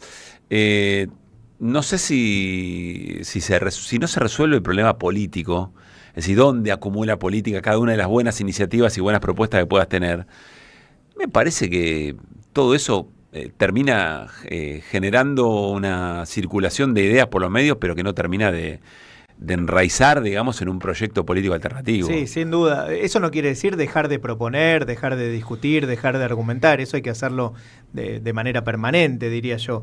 Está bien la pregunta que le hacía a Néstor. Pedro lo que hacía era reflexionar con nosotros también, ¿no? Más allá de que él tiene un protagonismo desde lo sindical, pero bueno, ¿por qué este tipo de propuestas no se llevan adelante cuando hay gobiernos populares en el gobierno, ¿no? En el poder? Bueno, son cuestiones pendientes, pero sí, si hay hoy algo en el debe, es la construcción de alternativa política. Llámese esta como se llame. El sábado pasado hubo en la Facultad de Arquitectura, allí en Ciudad Universitaria, un plenario del espacio que conduce Axel Kicillof, del Movimiento Derecho al Futuro, que se llamó Patria Futuro, o algo así le pusieron al encuentro, como para ampliar un poco más, y estaban presentes muchos sectores. Bueno, es un encuentro de un espacio político que se lanza. Ahora también tenía gusto a poco, ¿no? Creo que a esta altura a la hora de hacer un acto, me parece que tendrían que estar todos los sectores que ya están pidiendo pista para, bueno, salir a la calle a frenar todo esto. Está bien que se organice un espacio político determinado, eso es imprescindible, pero necesitamos ya estar a otra altura, en otro momento de la construcción de alternativa política, a eso me refiero. Que puede tener el mismo nombre que tiene ahora, pero hay que construirla como alternativa política. De eso estoy hablando. Hace unos minutos terminó una reunión de gobernadores del, no sé si decir de Fuerza Patria, pero por lo menos peronismo. Sí, creo que no son todos peronistas, pero sí, porque estaba también Melella, claro, de Melella, Tierra del Fuego. En la práctica es de Forja. Kicillof de Buenos Aires, Silioto por La Pampa, Elías Suárez por Santiago del Estero, Infran por Formosa, Quintela por La Rioja y Melella por Tierra del Fuego. Recuperar la Argentina federal inclusiva. El federalismo es uno de los pilares de nuestro sistema de gobierno, pero es sobre todo la herramienta fundamental para lograr un desarrollo armónico desde lo geográfico y justo desde lo social. Bueno, cuentan todas las cosas que tuvieron que bancar solo las provincias por los cortes de fondos del gobierno, cada vez menos recursos, y entonces dicen, resulta imperioso rediscutir el federalismo pensado como una herramienta estratégica para lograr el desarrollo y la inclusión. Los gobernadores abajo firmantes, acompañados de legisladores nacionales de nuestras provincias, impulsaremos y sostendremos una agenda política e institucional en el Congreso. Propiciaremos el intercambio de ideas, buscaremos los acuerdos necesarios para conformar mayorías, más allá de las pertenencias partidarias o sectoriales. Seremos parte de toda iniciativa que promueva el bienestar conjunto. Rechazaremos todas las que pretendan quitar recursos y derechos a las provincias y sus habitantes. La pertenencia doctrinaria al mandato popular y la responsabilidad institucional resumen nuestra identidad para proponer este desafío. Yo lo entiendo esto y hasta lo considero necesario, ¿no? La conformación de un bloque de gobernadores que va a tener su correlato en el Congreso. ¿Quieren que les diga con sinceridad lo que siento? Que todo está tan al borde de una derrota tan profunda y tan estructural, sobre todo en esta andanada de modificaciones y de propuestas, que todo me sabe a poco. Que parece ser momento de acción, no parece ser momento, ¿no? de qué sé yo, me da esa sensación, ¿no? Sí, de las dos cosas juntas, ¿no? Por eso decía, bueno, también a la hora de las propuestas y la argumentación, no se trata de dejar de hacer reuniones, no, es una reunión importante si no la contraponés a los otros espacios. Bueno, recién decíamos, Jaldo y Jalil, que supuestamente son peronistas, dieron los votos para el dictamen de presupuesto que contábamos recién que se aprobó. Que el resto de los gobernadores peronistas, más Melela si querés, se reúnan y saquen un comunicado conjunto diciendo, ojo, nosotros ahí no estamos en este otro lado y defendemos esto. Quiero que te escuches, si eso lo hicieras. Se juntaron los 6 gobernadores, Pablo, y dijeron, Pablo, sacamos un documento y decimos, nosotros no somos Milei, nosotros vamos a defender otras cosas. Si eso lo haces a la par, eso es lo que estoy diciendo, si eso lo haces a la par de la construcción de un espacio político que esté en la calle, que esté en el Parlamento, que se mueva, que proponga, que discuta, haces todo eso junto, bueno, tendría otra envergadura. El problema en todo caso es que la construcción de ese espacio político como alternativa no termina de cocinarse, no termina de definirse, no termina de visualizarse, por lo menos para una gran mayoría de la gente. Ahí está el problema. Ahora, que se haga esta reunión y se saque este comunicado, me parece que también es necesario, porque es parte de todo eso. Uh-huh. Eso es lo que estoy diciendo. Todo suena poco en un contexto tan difícil como este. A mí me dijo una metáfora conversando sobre las divisiones, los espacios, las discusiones internas, y me puso la escena, somos varios que pensamos diferente afuera de un pozo, y en el pozo hay alguien que se está, o en un lago hay alguien que se está ahogando, ¿no? Y ahí 2, 3 sogas para echarle mano. Entonces, como si yo dijera, che, se está ahogando, dame una soga, pero ¿cuál te doy? ¿La blanca, la roja, la negra? Dame una soga, dame. Hay que salvar al tipo. Después discutimos todo lo demás, pero ahora, ¿qué vamos a discutir? ¿Hay que sacar al tipo del agua?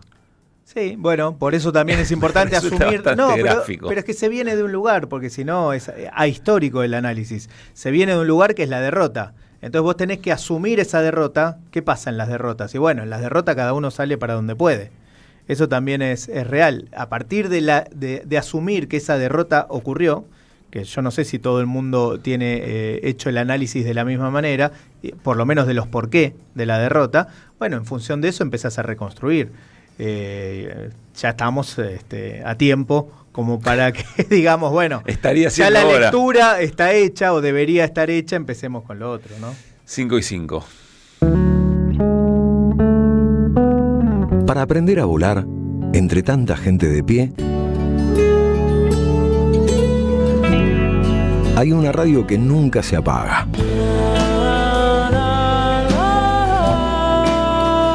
No corras más. Prende la radio. Prendete. AM530. 20 años. Somos radio. Somos comunidad.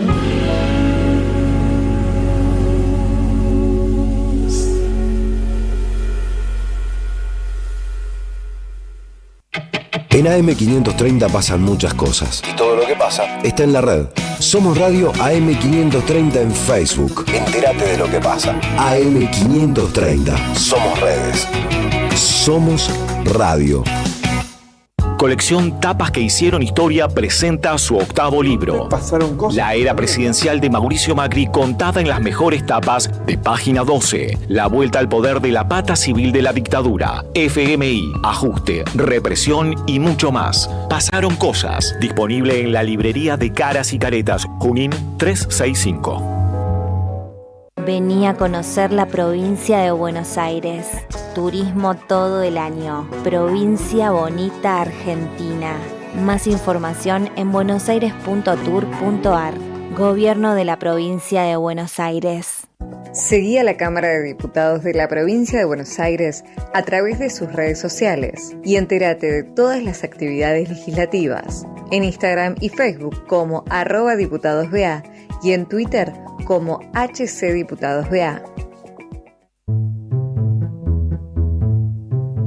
Revista Acción, un medio alternativo 100% digital, una mirada cooperativista sobre el país y el mundo. Información, análisis y opinión. Porque otro mundo es posible, entra en Acción. En la web y en las redes sociales. www.accion.coop.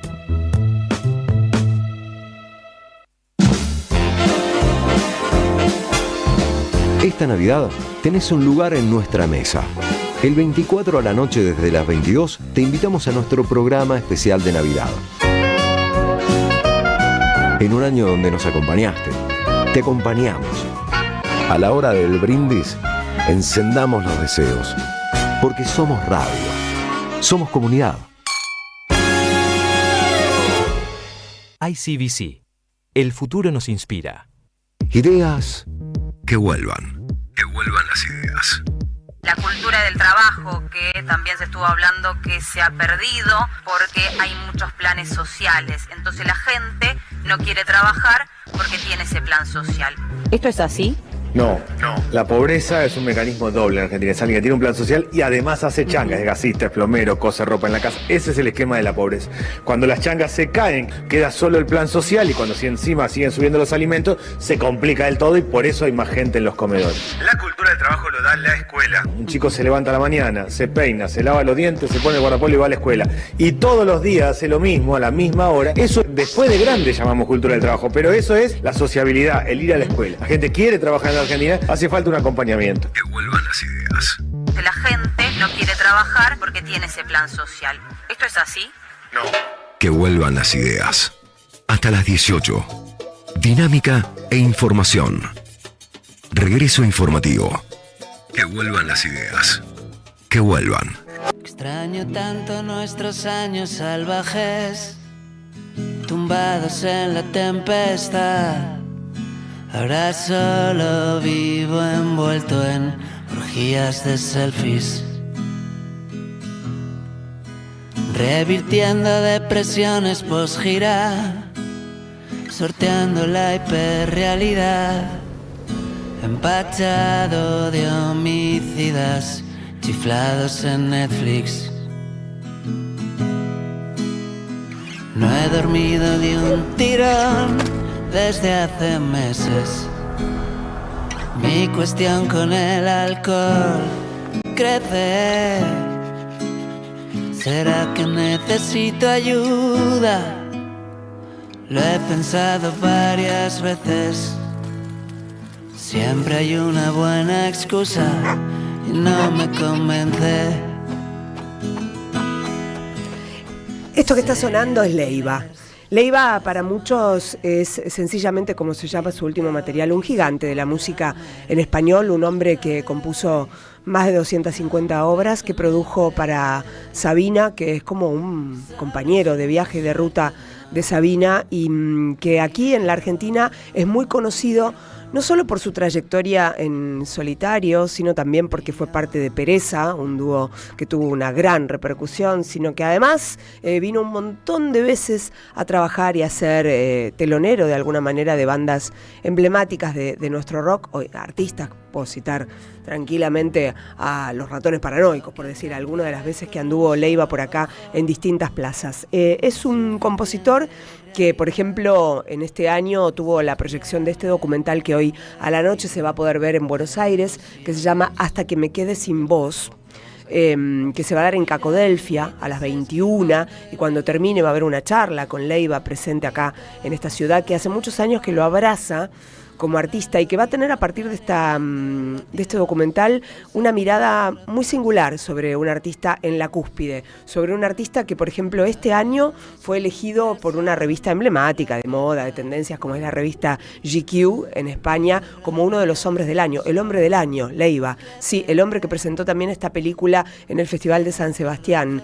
Hoy se estrena, oficialmente el 19, pero hoy es el preestreno de Hasta que me quede sin voz. Y la película comienza. Es un documental que él dice que un poco le fue escapando como una culebra a la idea que tenían sus amigos de hacer un documental sobre su vida, hasta que finalmente se hizo cargo de abrir las puertas del interior de un artista con sus abismos, sus miedos, sus vulnerabilidades. Y cuando comienza el documental, Hasta que me quede sin voz, que se llama como esta canción, cuenta un poco algo que tiene que ver con su infancia, que cuando era chico estaba con un primo jugando en la casa de su tío, y el primo, sin saber muy bien lo que era lo que tenía en la mano, que era una especie de fusil, le sacó un ojo a Leiva.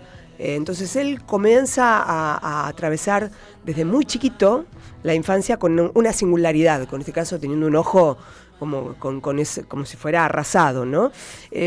Cuenta en el documental, en su propia voz, que, por ejemplo, cuando entró al quirófano ese niño, muy chiquitito, recuerda que el médico que lo atendió le dice algo así como: no te preocupes, que lo que te tocó, con lo que te sacan, podés vivir, podés hacer una vida normal. Sin embargo, en esa historia de ser un niño a la cual le habían reventado un ojo, de un modo obviamente accidental, Leiva se encuentra con que en ese viaje introspectivo hay un camino que lo lleva hacia la creación. ¿Qué vas a ver en Hasta que me quede sin voz? Un tipo que tiene, además de esta particularidad del ojo de vidrio, del ojo de cristal, que ni se le nota. Me ha tocado entrevistarlo, a Leiva no se le nota. Pero bueno, es su vida y es su historia. Y ahí comienza la fragilidad. ¿Qué vas a ver? Vas a ver un tipo que en la cúspide tiene vértigo de creer que no va a llenar un auditorio, que no puede creer llenar el Luna Park o el Auditorio de México o el Gran Rex, y que cada vez que tiene que salir a escena le agarra como una especie de, no sé si es pánico escénico o qué, pero lo vas a ver con el corazón abierto.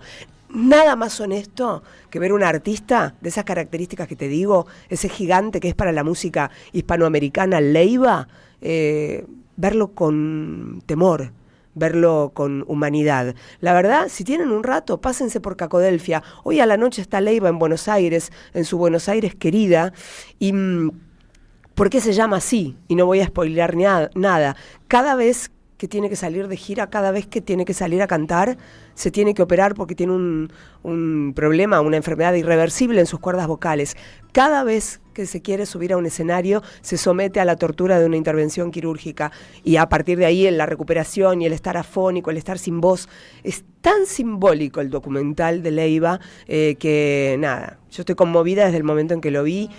Hace muy poquitito estuvo una vez más acá en Buenos Aires llenándose de aplausos. Se queda acá porque siempre tiene algo para grabar, sigue con su gira mundial, es un gigante de la música española. Hoy está en la Argentina, presenta su película, documental, Hasta que me quede sin voz. Yo la requete contra recomiendo, es una hermosura. A mí todo me suena igual, un algoritmo acelerando el latido, causando destrozos. Ideas en el mundo. Néstor Restivo. Que vuelvan las ideas. Restivo.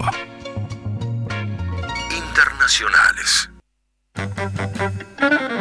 ¿Por dónde arrancamos, Néstor?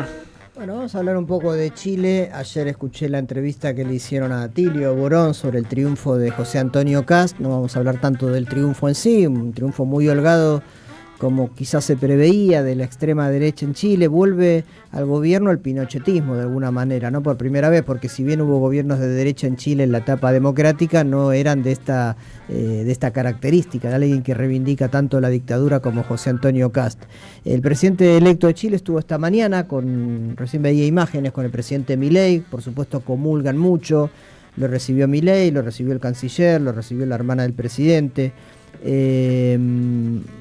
Chile siempre, fíjate que fue el domingo las elecciones y ya hoy martes está en Buenos Aires, ¿no? Eso es todo un detalle. Difícilmente un presidente electo de Argentina hubiese hecho lo mismo. Quizá un presidente electo argentino va a Brasil, porque para Argentina claro, Brasil sí es su socio estratégico fundamental, excepto para Milei. Pero Chile siempre le dio una importancia superlativa a la Argentina. Tenemos una frontera larguísima de miles de kilómetros. Chile fue durante años casi un país insular, bastante aislado, poco abierto a la comunidad internacional. Me decía alguien muy cercano a mí, que vivió muchos años en Chile, que decía que los chilenos parecían siempre asomados a la cordillera para ver lo que pasa del otro lado. Por eso conocen tanto a nuestros artistas, nuestras películas, la televisión argentina. Y nosotros de Chile la verdad que conocemos poco, ¿no? Esa es la relación. Por eso el tipo gana y a los 24 horas está viajando para la Argentina. Aparte de la simpatía y de la empatía que puede tener Kast con Milei respecto de la coincidencia ideológica, ¿no? Ese es un primer tema. Hablé un ratito con una socióloga argentina que vive hace muchos años en Chile, se llama Elizabeth Garner, y me explicaba un poco las dos preguntas que le hice para esta columna sobre las elecciones del domingo. Primero le preguntamos, no tanto sobre la elección en sí, sino también Elizabeth, sino también el contexto en el cual se dio el triunfo de Kast. Como bien decía hace poquito Pedro Guasiesco en la nota, sabemos que hubo elecciones recientes donde ganó la derecha, en Honduras, en Ecuador, recientemente también en Bolivia. Y sobre este tema el contexto, digamos, general de la elección y por qué ganan las narrativas de la derecha en Latinoamérica, esto nos decía Elizabeth Garner, que como digo es una socióloga argentina que vive hace muchísimos años en Santiago de Chile. En primer lugar, los factores que explican el triunfo por casi 20 puntos de José Antonio Kast tiene que ver con algo que excede a Chile y que vemos en varios países del mundo y de la región, y pasa por la habilidad de la derecha, diría de las ultraderechas, para capitalizar frustraciones propias de esta época y para instalar narrativas que dan respuesta inmediata a incertidumbres diversas. A su vez, hay una incapacidad del progresismo o de las izquierdas vinculadas a la socialdemocracia para sintonizar con demandas mayoritarias, no solo desde la acción política, sino también desde lo discursivo. Y es acá donde las ultraderechas se han demostrado tremendamente hábiles. Me refiero a la hora de instalar agenda y una narrativa que la mayoría del electorado consume con avidez. ¿Qué promete Kast? Kast promete restaurar el orden. No importa que no sea cierto aquello que promete y que sea imposible restaurar un orden pasado ya inexistente. Hay varias medidas que asegura que va a tomar, como expulsar a 330.000 inmigrantes venezolanos en un año. Esto es completamente imposible, pero no interesa si es cierto o si es posible. Interesa que tiene ansiedades en sociedades signadas por incertidumbres y temores. Esto que decía recién Elizabeth Herber, la pronuncié mal en la presentación, me hizo acordar algo que dijo Milei hace muy poquito en la Fundación Faro. Fíjate esta frase que dijo Milei hace pocos días. Una idea no necesita ser verdadera para llegar lejos, solo ser atractiva. O sea, ellos mienten a conciencia y la gente muchas veces les crea conciencia también, ¿no? Porque genera un poco lo decía Guasiesco también, genera una esperanza aún sabiendo que te están mintiendo. A propósito de la visita de Cast a Milei, un rumor que hay es que José Luis Daza, este colaborador de Toto Caputo, puede llegar a pasar al gabinete. De Cast lo hablaron esta mañana con Milei. Para nosotros sería una alegría, para mí que se lleve todo el gabinete sería mejor todavía. Pero no es lo hablamos en su momento. Daza es chileno, ¿No es polémico que un ministro que tiene tanta información sensible claro, del gobierno argentino se vaya a otro gobierno? Con el cual hay siempre alguna cuestión, no digo de rispidez, pero es chileno. Comulgan completamente con la idea neoliberal a ultranza. Seguramente Cast va a pedir que vaya al gabinete de Chile. Y Caputo no dijo que no, dijo que casi que lo felicitaba y lo alentaba. Es tan polémico como que tu gobierno esté lleno de funcionarios del JP Morgan. Sí. Por el mismo manejo de la información sensible. Claro. ¿No? Che, pero esto que tuvieron el JP Morgan, que venga. Claro, está bien que sepan todo esto. Y que después se vuelven, olvídate. Y después, bueno, Elizabeth Herbert también me habló compara un poquito lo que puede ser un gobierno de Cast con lo que es un gobierno como el de Milei en la Argentina. Escuchémosla. Yo quiero hacer un contraste con Argentina, en donde se asocia también el triunfo de Milei a malas gestiones del gobierno anterior y sobre todo al trauma inflacionario, que creo que en parte puede explicar ese triunfo, no todo. En Chile, de todas maneras, esto no corre porque los indicadores macroeconómicos son bastante buenos o muy buenos. Digo, ha subido el ingreso per cápita, la inversión extranjera directa, bajó el desempleo, pero también hay medidas que se han tomado que inciden directamente en la calidad de vida de las personas, como la reforma del sistema de pensiones. Entonces el avance de la ultraderecha no tiene que ver solo con buenas o malas gestiones de gobiernos precedentes, sino que creo que más bien tienen que ver con un clima de época que estas ultraderechas saben explotar brillantemente. La pregunta del millón es cuánto tiempo se sostienen estas promesas que están erigidas sobre pilares muy débiles, cuando no inexistentes. Bueno, un poco por eso, insisto, en la cuestión de las narrativas, la batalla cultural, el tema del sentido común y el sentido que se crea en las poblaciones. Me parece que un poco el tono del programa fue llevando ahí, porque insisto, Guasiesco decía eso, Elizabeth Herbert decía también esta cuestión, ¿no? Dos temitas más. Uno fue las principales reacciones de América Latina, dos de los líderes más importantes que tiene el continente por el tamaño del país que representan. Me refiero a Claudia Sheinbaum de México y Lula da Silva de Brasil. Lo felicitaron. Marcaron sus diferencias, pero con un tono protocolar, digamos, no de crítica al hecho de que la ultraderecha haya ganado en Chile. Petro fue más duro, Gustavo Petro de Colombia fue claramente combativo con las ideas de Cast. Y también habló Nicolás Maduro, dado que si Cast insiste en su promesa de expulsar a 330.000 migrantes, de los cuales muchos de ellos son venezolanos, Maduro también salió a responderle diciendo que no va a permitir que los maltrate a los venezolanos que están en Chile, ¿no?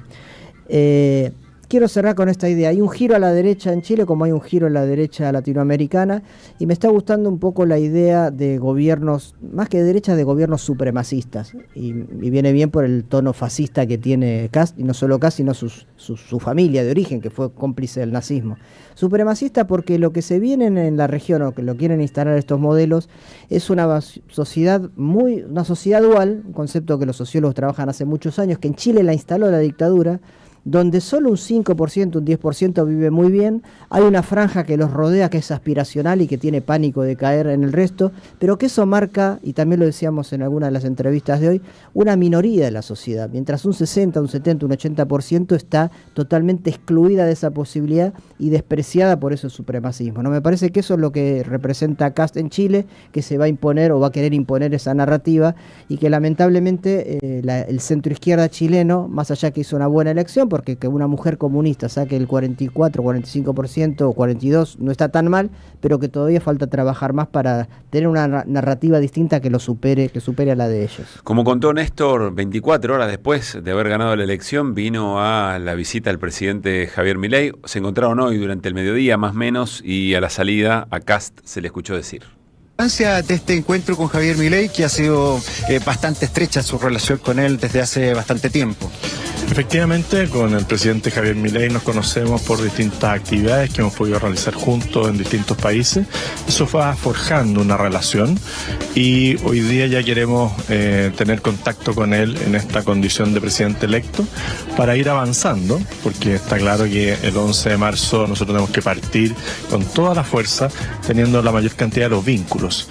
Hay mucho que aprender en Argentina de cómo han reducido la inflación y eso ha permitido bajar la pobreza extrema, del manejo de ciertos recintos penales, que ellos han ido recuperando la seguridad, cómo han ido enfrentando al crimen organizado, que es similar al que tenemos en Chile. ¿Escoger para eso más el modelo de Milei o le gusta más el endurecimiento que ha tenido El Salvador de Bukele para el control de la delincuencia? Yo creo que son complementarios. Cada país tiene su realidad. El Salvador tuvo graves problemas con el tema de la pandilla.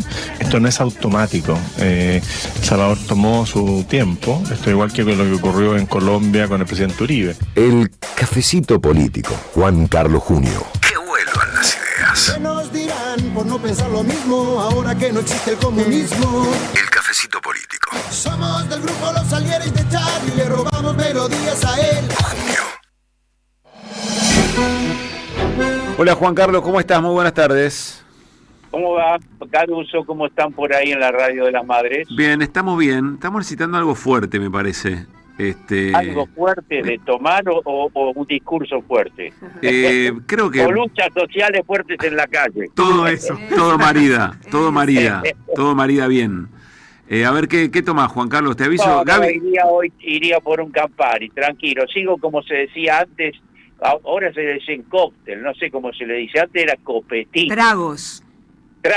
Ahora Muy son bien. tragos. Son tragos, bueno, está bien, lo acepto. ¿Te acordás o no te acordás vos? Que había algunas señoras que iban a las Violetas o iban al Ideal de Suipacha, de Suipacha y Corrientes a tomar el copetín a las 6 de la tarde. Sí, con sanguchitos, te digo, venían. Así es, y masas, qué sé yo.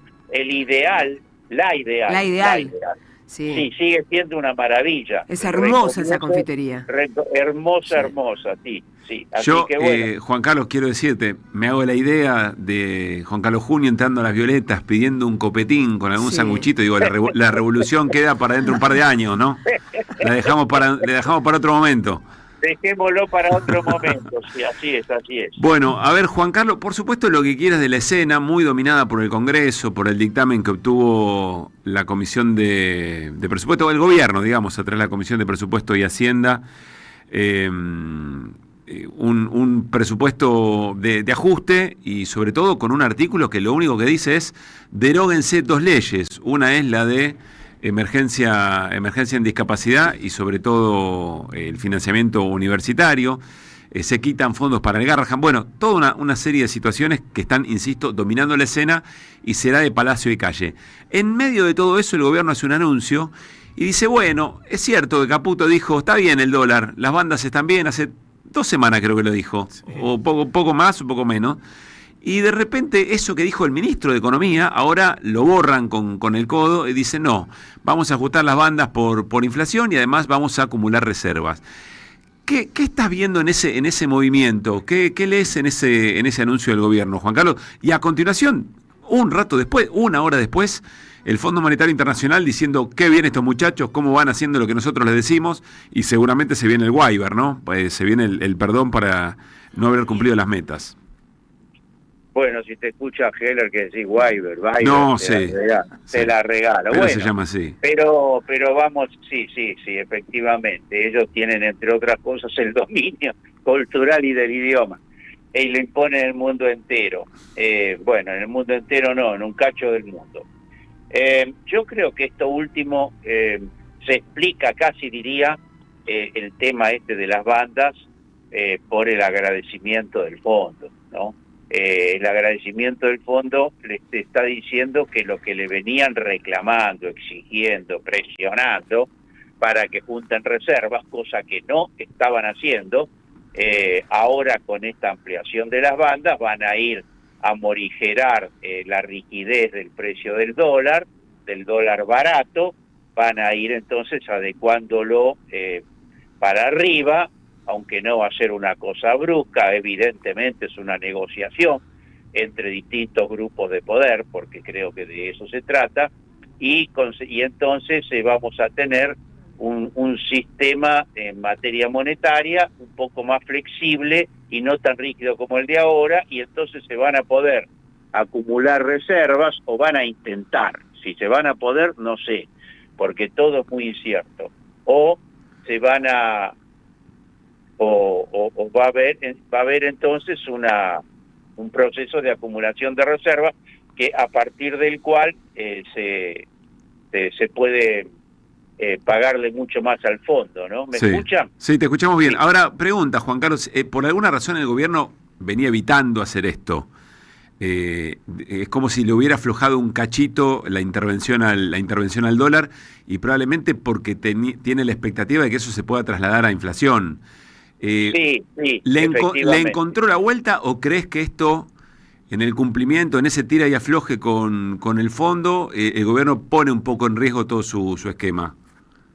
Bueno, hay un cambio, sí, como decíamos, un cambio que no es drástico ni grande, y no sé si se podría decir que pone en riesgo.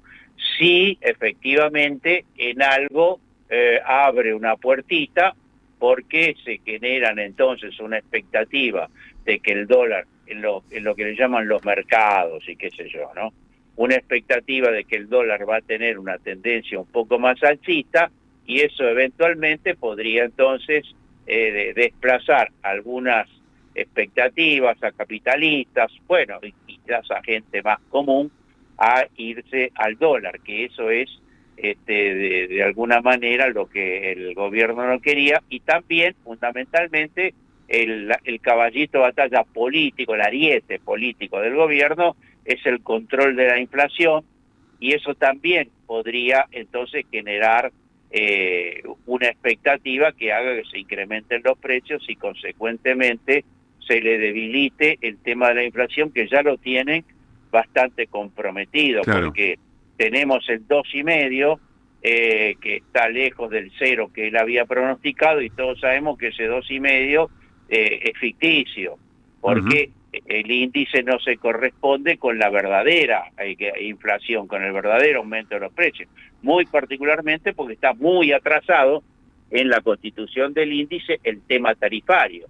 No olvidar que acá hay tarifas que subieron entre el 250% y el 550%. Y es más, si lees entre líneas, algunos medios especializados dicen que todavía hay mucho precio contenido en las tarifas, que todavía hay aumentos contenidos.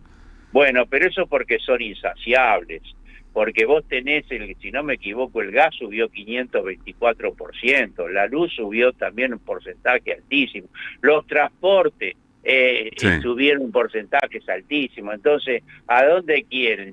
Se le subieron el 500%, el 400%. ¿Cuánto subió el subterráneo en la ciudad? Está bien que, entonces, ¿hasta dónde te van a exigir? Hasta el infinito. Bueno, está bien. Es una característica del capitalismo, ¿no? Son insaciables, no es un tema de perversidad de algún tipo. Está en la naturaleza del capitalismo.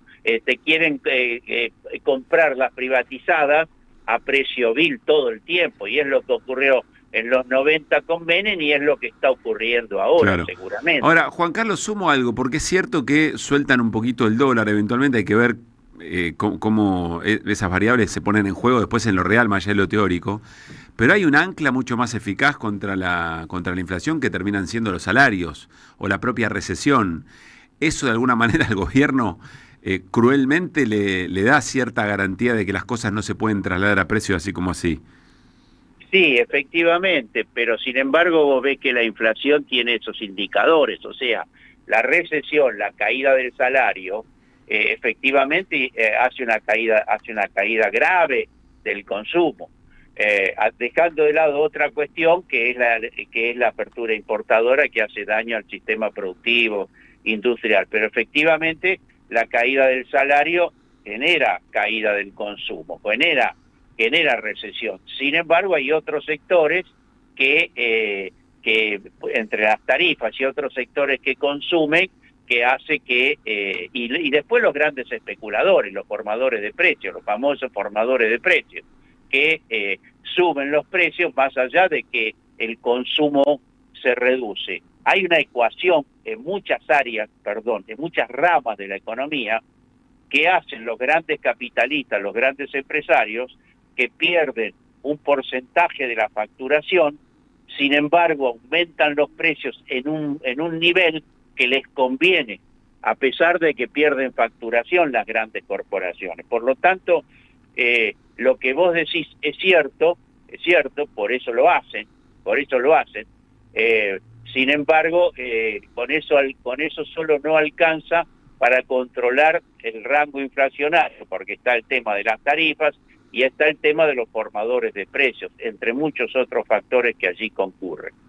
Bien. Juan Carlos, quiero hacerte escuchar una reflexión de Milei ayer en el Yacht Club, en el encuentro de la Fundación El Faro, con Agustín Laje, con toda la pompa. Un par de reflexiones que no se difundieron tanto. Vamos con el 5, si te parece, Gianfranco, dale. En esta lucha nuestras armas son ni más ni menos que nuestras ideas, y la trinchera es cada ámbito de nuestra vida diaria. Se trata de un conflicto sin balas y sin violencias, pero donde se dirimen igualmente las vidas de millones de personas, tanto en el presente como en las generaciones futuras.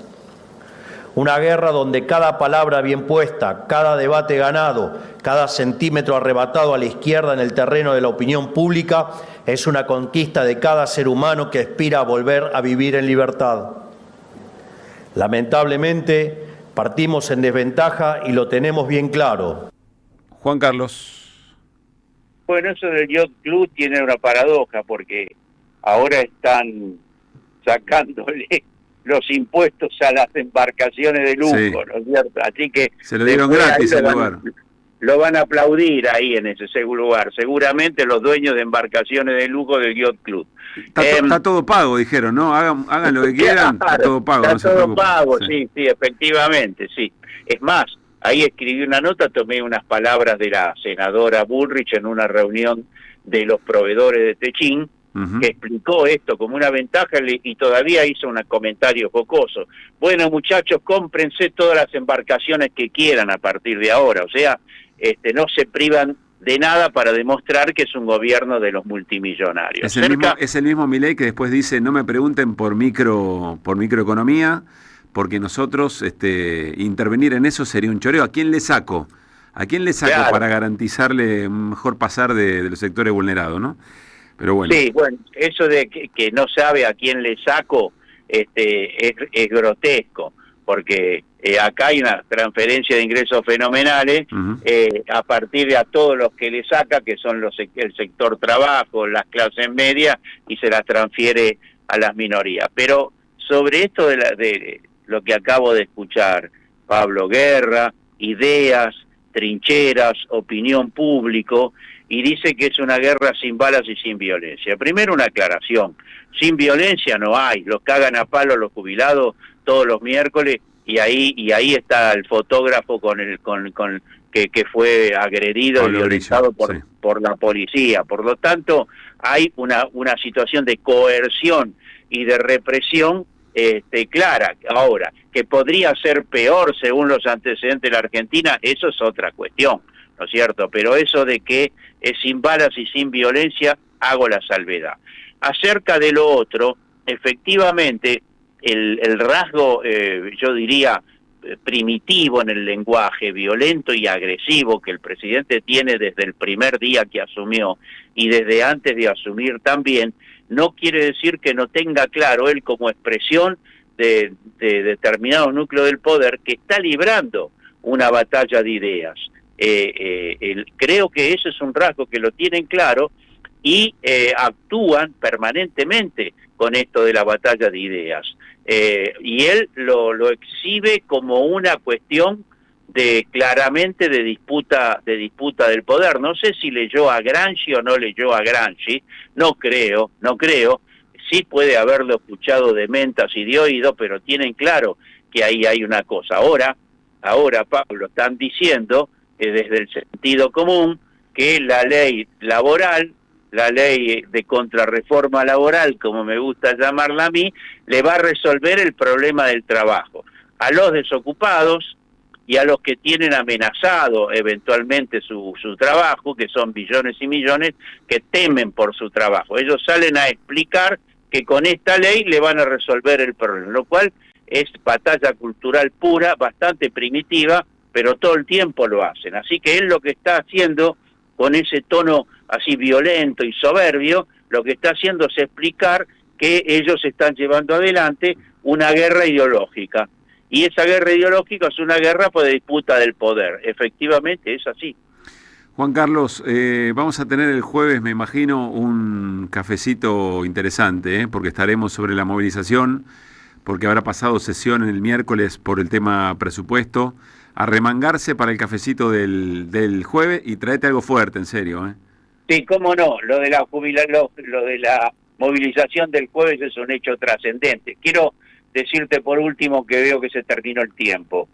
Yo hace 15 días, 10 días ya le vengo diciendo, Pablo, sí. Acá el problema no es el 2027, el problema es el 2026 y muy particularmente el 2025, cuando no pasaba nada. Ahora tenemos el gobierno a la ofensiva y una movilización fenomenal que va a haber esta semana, pleno diciembre del 2025. Podríamos decir, tomando eso, que para mí es muy importante y se resume bien en esa frase, este segmento de Cafecitos con Juan Carlos Juño se llama Diciembre del 25.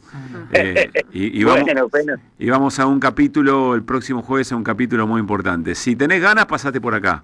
Te recibimos. ¿Cómo no? Ahora me voy a fijar, si puedo, con mucho gusto. Abrazo grande. Chao, chao. Juan Carlos Juño.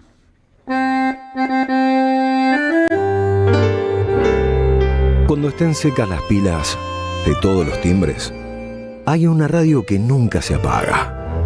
Cuando no tengas ni fe, que 20 años no es nada. Prende la radio. Prendete. AM530. 20 años. Somos radio. Somos comunidad. Todo lo que hay bajo el cielo. Globalización con características chinas. De Juan Facundo Musiacchia. Un ensayo imperdible para conocer la política exterior china en el nuevo tablero mundial y su incidencia en la Argentina y Sudamérica. Conseguilo en librerías y en edicionessicus.com.ar. Te esperamos en nuestra librería café en Adolfo Alsina 685, Capital Federal. Ediciones Sicus. Libros para una cultura de la integración. La patria no se vende.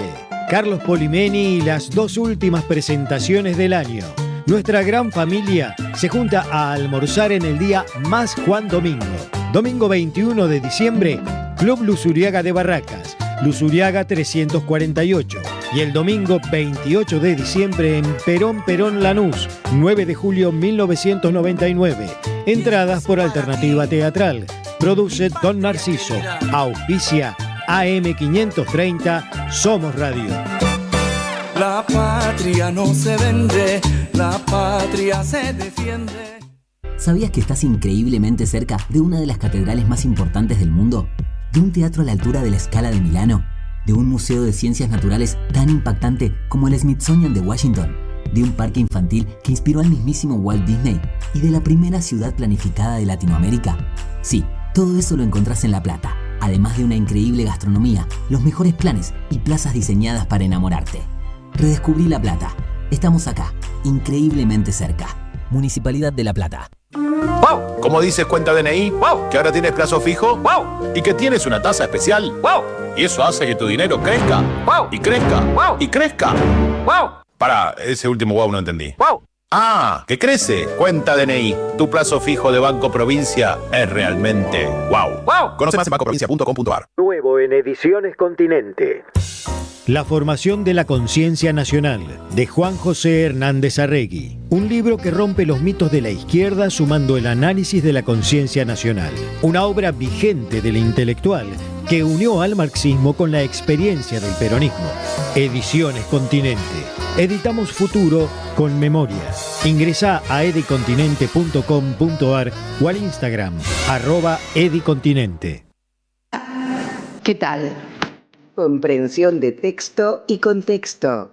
Vuelve Contraeditorial. Un límite al discurso dominante. Dirigen Roberto Caballero y Gustavo Cirelli. La voz de la resistencia en medio del silencio la encontrás en www.contraeditorial.com. Alimentos cooperativos. Producción y comercialización de productos cooperativos y de agricultura familiar. Envíos a todo el país. Por pedido, envía tu mensaje al 11 34 31 2928. Seguinos en Instagram como @alimentoscooperativos. Tronador, agua mineral, botellones y dispensers para el hogar y la oficina. Hacé tu pedido al 4201-2627 o mandanos un mail a info@aguatronador.com.ar. Tronador, agua de mesa envasada. 12 de octubre 632 en Avellaneda. Hoy Salgo te invita a descubrir teatro, música, experiencias para compartir y actividades para las infancias. Suscríbete en hoysalgo.com.ar y empezá a disfrutar desde hoy descuentos exclusivos pensados para vos. hoysalgo.com.ar. Elegí mejor, salí distinto y viví más. Gracias, mami. Escuchar este mensaje te toma más tiempo que abrochar tu cinturón o la sillita de tu hija o hijo. Un clic que salva. Ministerio de Transporte, Gobierno de la Provincia de Buenos Aires. La Comunidad 530 ya es una realidad y necesitamos que siga creciendo. Tu suscripción es imprescindible para que esto sea posible. Súmate a la Comunidad 530. Tendrás la posibilidad de recibir entradas de teatro, recitales, invitaciones a charlas y descuentos en productos y comercios. Bancá a la 530. La radio de las madres te necesita. Si tenés dudas, escribinos 11 64 19 16 50 o envíanos un correo info@am530somosradio.com. Ideas que regresan en el magazine informativo de la 530.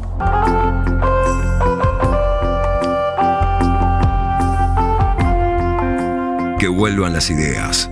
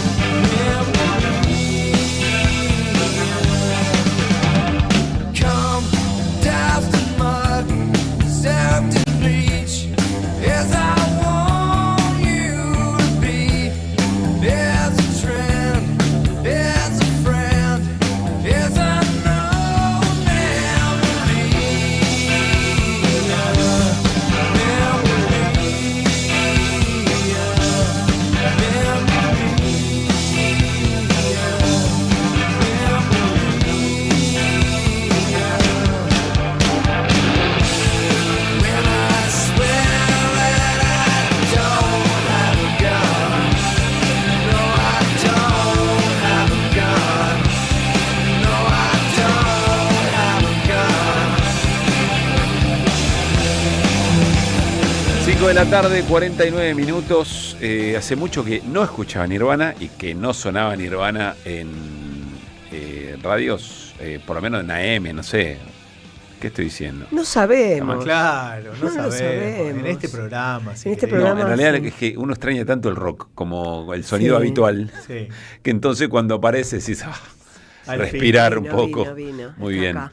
Bueno, Radiche. Me gusta mucho que pongas rock porque lo que tengo en la mano, gracias Luispa, es un nuevo libro que publica Editorial Hormigas Negras con la selección Velocidad de Escape. Se llama El mapa de las cúpulas. Acaba de salir. Son distintos cuentos que fueron escritos por quienes somos parte del taller de Veraland, de Andrea Álvarez Mujica, Cuentos Rockeros 2, segunda edición de una selección de cuentos que están inspirados en una canción, una o más canciones de rock.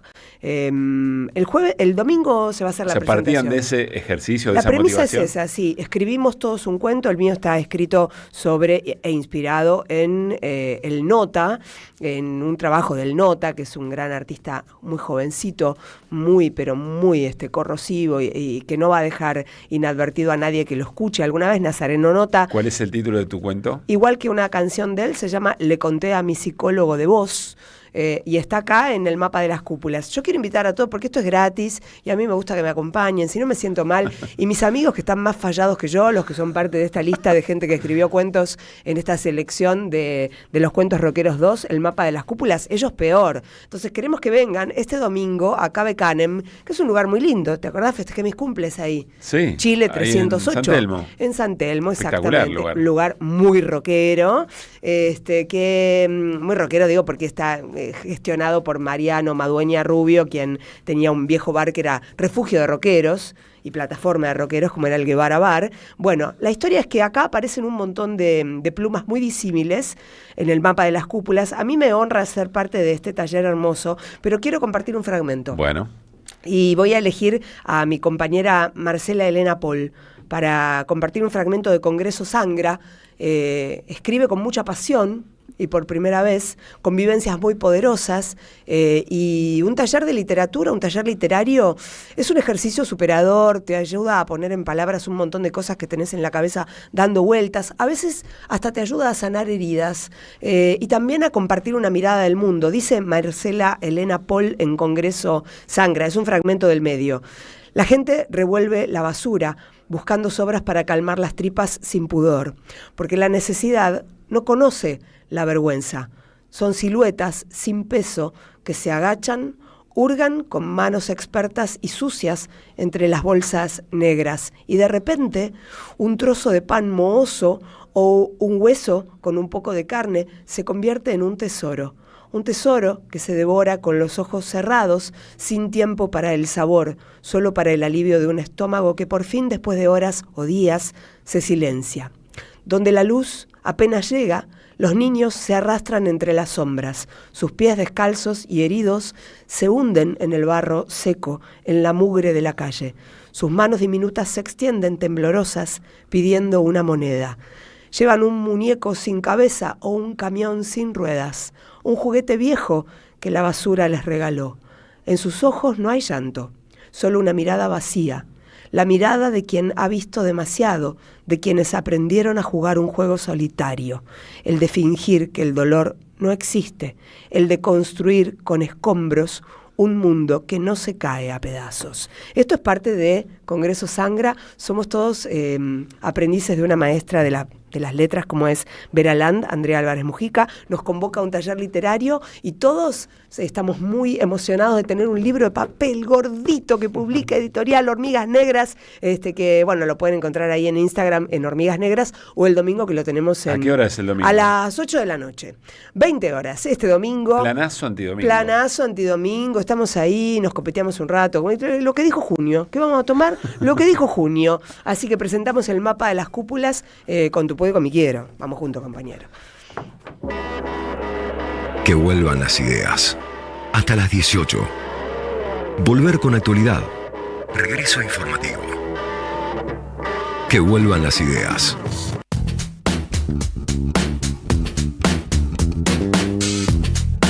Bueno, 5 de la tarde, 52 minutitos. Todavía nos quedan 3 o 4 historias para compartir. Una es la que nos va a contar Luis Pablo Giniger de del militar fallecido en Olivos. Sí, una de las historias que forma todavía parte de la agenda informativa del día. Estamos hablando de un militar de 21 años, de origen formoseño, integrante del Regimiento de Granaderos a Caballo, que mientras estaba, un pibe, 21 años, se lo encuentra muerto con el arma reglamentaria a su lado mientras estaba de guardia, mientras le tocaba la guardia. Esto fue a la madrugada y por supuesto todavía están abiertas todas las hipótesis, continúa la investigación, o mejor dicho, la investigación recién empieza, está en desarrollo. La jueza federal Sandra Arroyo Salgado es quien interviene en la causa. ¿Por qué la hipótesis del suicidio toma fuerza? Para quienes hayan visto la noticia o leído el tema en algún portal, porque encontraron junto a él también una carta en la que hablaba de problemas personales fundamentalmente vinculados a grandes deudas, una deuda muy grande que habría contraído. Bueno, algún medio avanza un poquito más allá en el relato de la información que circula, en principio con bancos, deudas bancarias, y bueno, en ese marco y con una carta que dejó a familiares y camaradas, con la carta y las razones que en esa carta figurarían, hablo en potencial por supuesto, se refuerza la hipótesis del suicidio, pero se insiste en que no está descartada ninguna causa. Claro, forma parte de la guardia presidencial, es un soldado que está haciendo guardia, ni más ni menos que en la Quinta de Olivos. El presidente Milei no modificó la agenda a partir de esto. Ya contamos la recepción o el encuentro con José Antonio Cast y sus distintas actividades, la siguió llevando adelante, pero bueno, sin duda es una noticia de impacto, ¿no? De quién se trata, la juventud además de esta persona, y bueno, el misterio alrededor de eso, ¿no? Bueno, veremos cómo se desarrolla la investigación. Muere, no lo pregunté, pero me pareció obvio, por impacto de bala. Muere por un impacto de bala. Veremos si el arma reglamentaria que estaba al lado es la causa de esa bala, pero que muere por un impacto de bala sí es lo que trasciende hasta ahora. ¿Qué te quedó internacional, Néstor? Bueno, de Venezuela no hay grandes novedades, sí que Trinidad y Tobago, que es una isla que el tema es que está justo frente a Venezuela, ahí nomás, autorizó el uso de su aeropuerto por parte de los militares estadounidenses. El gobierno de Trinidad y Tobago dice que es para la logística de la lucha contra el narcotráfico, ningún momento van a usar Venezuela, Trinidad y Tobago de base. Claro. Sí. Y recordemos que ayer Estados Unidos volvió a atacar a 2 lanchas supuestamente de narcotraficantes en el Pacífico, ¿no? Eso por un lado. Y lo otro que vamos a hablar el resto de la semana es que el sábado es la cumbre en Foz de Iguazú de Mercosur. No sabemos si va a ir Milei o no, pero hay 2 grandes temas a tratar. Uno es que Lula quiere anunciar un acuerdo económico con la Unión Europea, que viene hace 20 años anunciándose. Viaja la presidenta de la Comisión Europea, Ursula von der Leyen, a Foz de Iguazú, pero ya varios países, entre ellos Italia y Francia, dice que Europa no va a acompañar este acuerdo por la presión que tiene de los granjeros, ¿no? Y el otro gran tema es la cuestión interna del Mercosur, al cual Milei quiere dinamitar y quiere hacer lo que ya había anunciado en el gobierno de derecho uruguayo, que es que cada país haga lo que quiera. De acá al sábado vamos a profundizar sobre lo que puede pasar en esa cumbre. Muy bien. Bueno, quiero reiterar, antes de un último comentario, reitero la reunión de gobernadores peronistas o del espacio nacional popular en la Argentina, que se reunieron y conformaron, o por lo menos van a articular una estrategia conjunta de cara a lo que denuncian, que son los recortes presupuestarios del gobierno de Milei, o la discriminación en torno de los fondos, de la entrega de fondos, y ahí hay una articulación que se trasladará seguramente al Congreso. Vamos a ver plataforma de qué es eso, ¿no? Pero me da la sensación que es algo de lo que se va a hablar bastante poco, y creemos que es importante con todas las salvedades que hicimos en el momento. No quiero dejar de mencionar esto, que por ahí lo digo con poquísima información, no soy un entendido del asunto ni muchísimo menos, pero me causó fuerte impacto primero la gran cobertura que le dan a la cola de gente, sobre todo jóvenes, para ingresar a Gran Hermano, a la nueva edición de Gran Hermano. Tremenda la cola, tremenda la cantidad de gente que viene de todo el país, porque parece que se hace acá en Buenos Aires el casting. Me llamó la atención también cómo los testimonios de la gente que estaba haciendo esa cola era noticia nacional, también me llama eso la atención, francamente, pero bueno, entiendo, es un negocio muy importante el rating y que funciona, ¿no? Son de esos programas que funcionan. Y sobre todo la caracterización de los testimonios, me enganché, tengo que confesar que me enganché a escuchar qué es lo que decían y dicen, porque además están casi en cadena nacional y se ve que les garpa en términos de rating porque ahí andan. Y todos buscando ver cómo pueden pasar a la fama en la participación de un juego. Y hay jóvenes y no tan jóvenes, casi le diría dispuestos a cualquier cosa con tal de entrar en un programa que representa tantas cosas de nuestro momento, de nuestra vida común, digamos, ¿no? Sí, sin duda sí, creo que dijiste todo, porque si estuviéramos hablando de una larga fila de gente en pos de un puesto de trabajo que se abre en cualquier otro lado, bueno, no sería tan extraño, ¿no? Digamos, no. Habrá entre ellos, que habrá hay, también... existen, ¿no? Claro, ¿Qué pero habrá también entre los que hacen la cola para Gran Hermano, bueno, gente desesperada que no encuentra laburo, seguramente habrá, pero tienen esa característica en común que vos acabas de describir y sobre todo ese objetivo, ¿no? El de saltar a la fama a cualquier costo, como sea, y dispuestos a hacer cualquier cosa. Y redoblando la apuesta después de los últimos que fueron muy zarpados, ¿no? Como personajes muy corrosivos, muy agresivos, digo, muy de no pasar inadvertidos para nada. Hicimos ¿no? este comentario en su momento. Sí, en el momento que estaba Furia, ¿no? Sí, me Furia acuerdo. es muy Milei, por lo menos lo fue mientras estuvo al aire en ese programa, y ¿no? No sé, exprofeso, ¿no? Digo, manifestándose, sí. Pero yo imagino que quienes hacen el casting intentan recrear algo que espeje al momento de la sociedad. Probablemente. Y que pase eso en la casa, digamos, ¿no? Sí. Pero bueno, me llamó fuerte la atención y además la pregunta es, bueno, ¿cuál es tu, de la cronista era, ¿cuál es tu gracia? Y entonces un montón de gente que va pensando en que, y contando, ¿no? Yo voy a aportar esto, ¿no? Bueno, nada, lo tiro ahí como dato que me llamó la atención y que está entre nosotros. Y asusta un poco. Gianfranco, gracias por la puesta en el aire. Vicente Castro en la operación de video. Alejandro Limón en la producción. Nicola Cava coordina. Fabián Waldman hoy desde Congreso. Muy importante sus historias. Y María Randazzo en la edición. Abrazo grande, Gaby. Chau, hasta mañana. ¿Domingo a qué hora esto? Domingo 8 de la noche en Cabecan, en el mapa de las cúpulas. ¿Y mañana a qué hora, Néstor? 17:30, China contra la pobreza. En Pulquivar, Entre Ríos, entre Belgrano y Venezuela. Mirá cómo vendió, ¿no? China contra la pobreza. Mañana en el Pulquivar. Sí. Está bien, está bien. Igual si llegan a las 6 después del programa. No hay lugar, está rebalsado de gente. Luispa, no sé qué tengo para presentar. Sí, no presentamos nada, queda pendiente el debate con Restivo para me otro encanta. momento. Escribamos un libro, Luispa, claro, un par de cuentos por lo menos. Gracias por todo, por haber estado ahí. Mañana nos renovamos y la seguimos. Chau.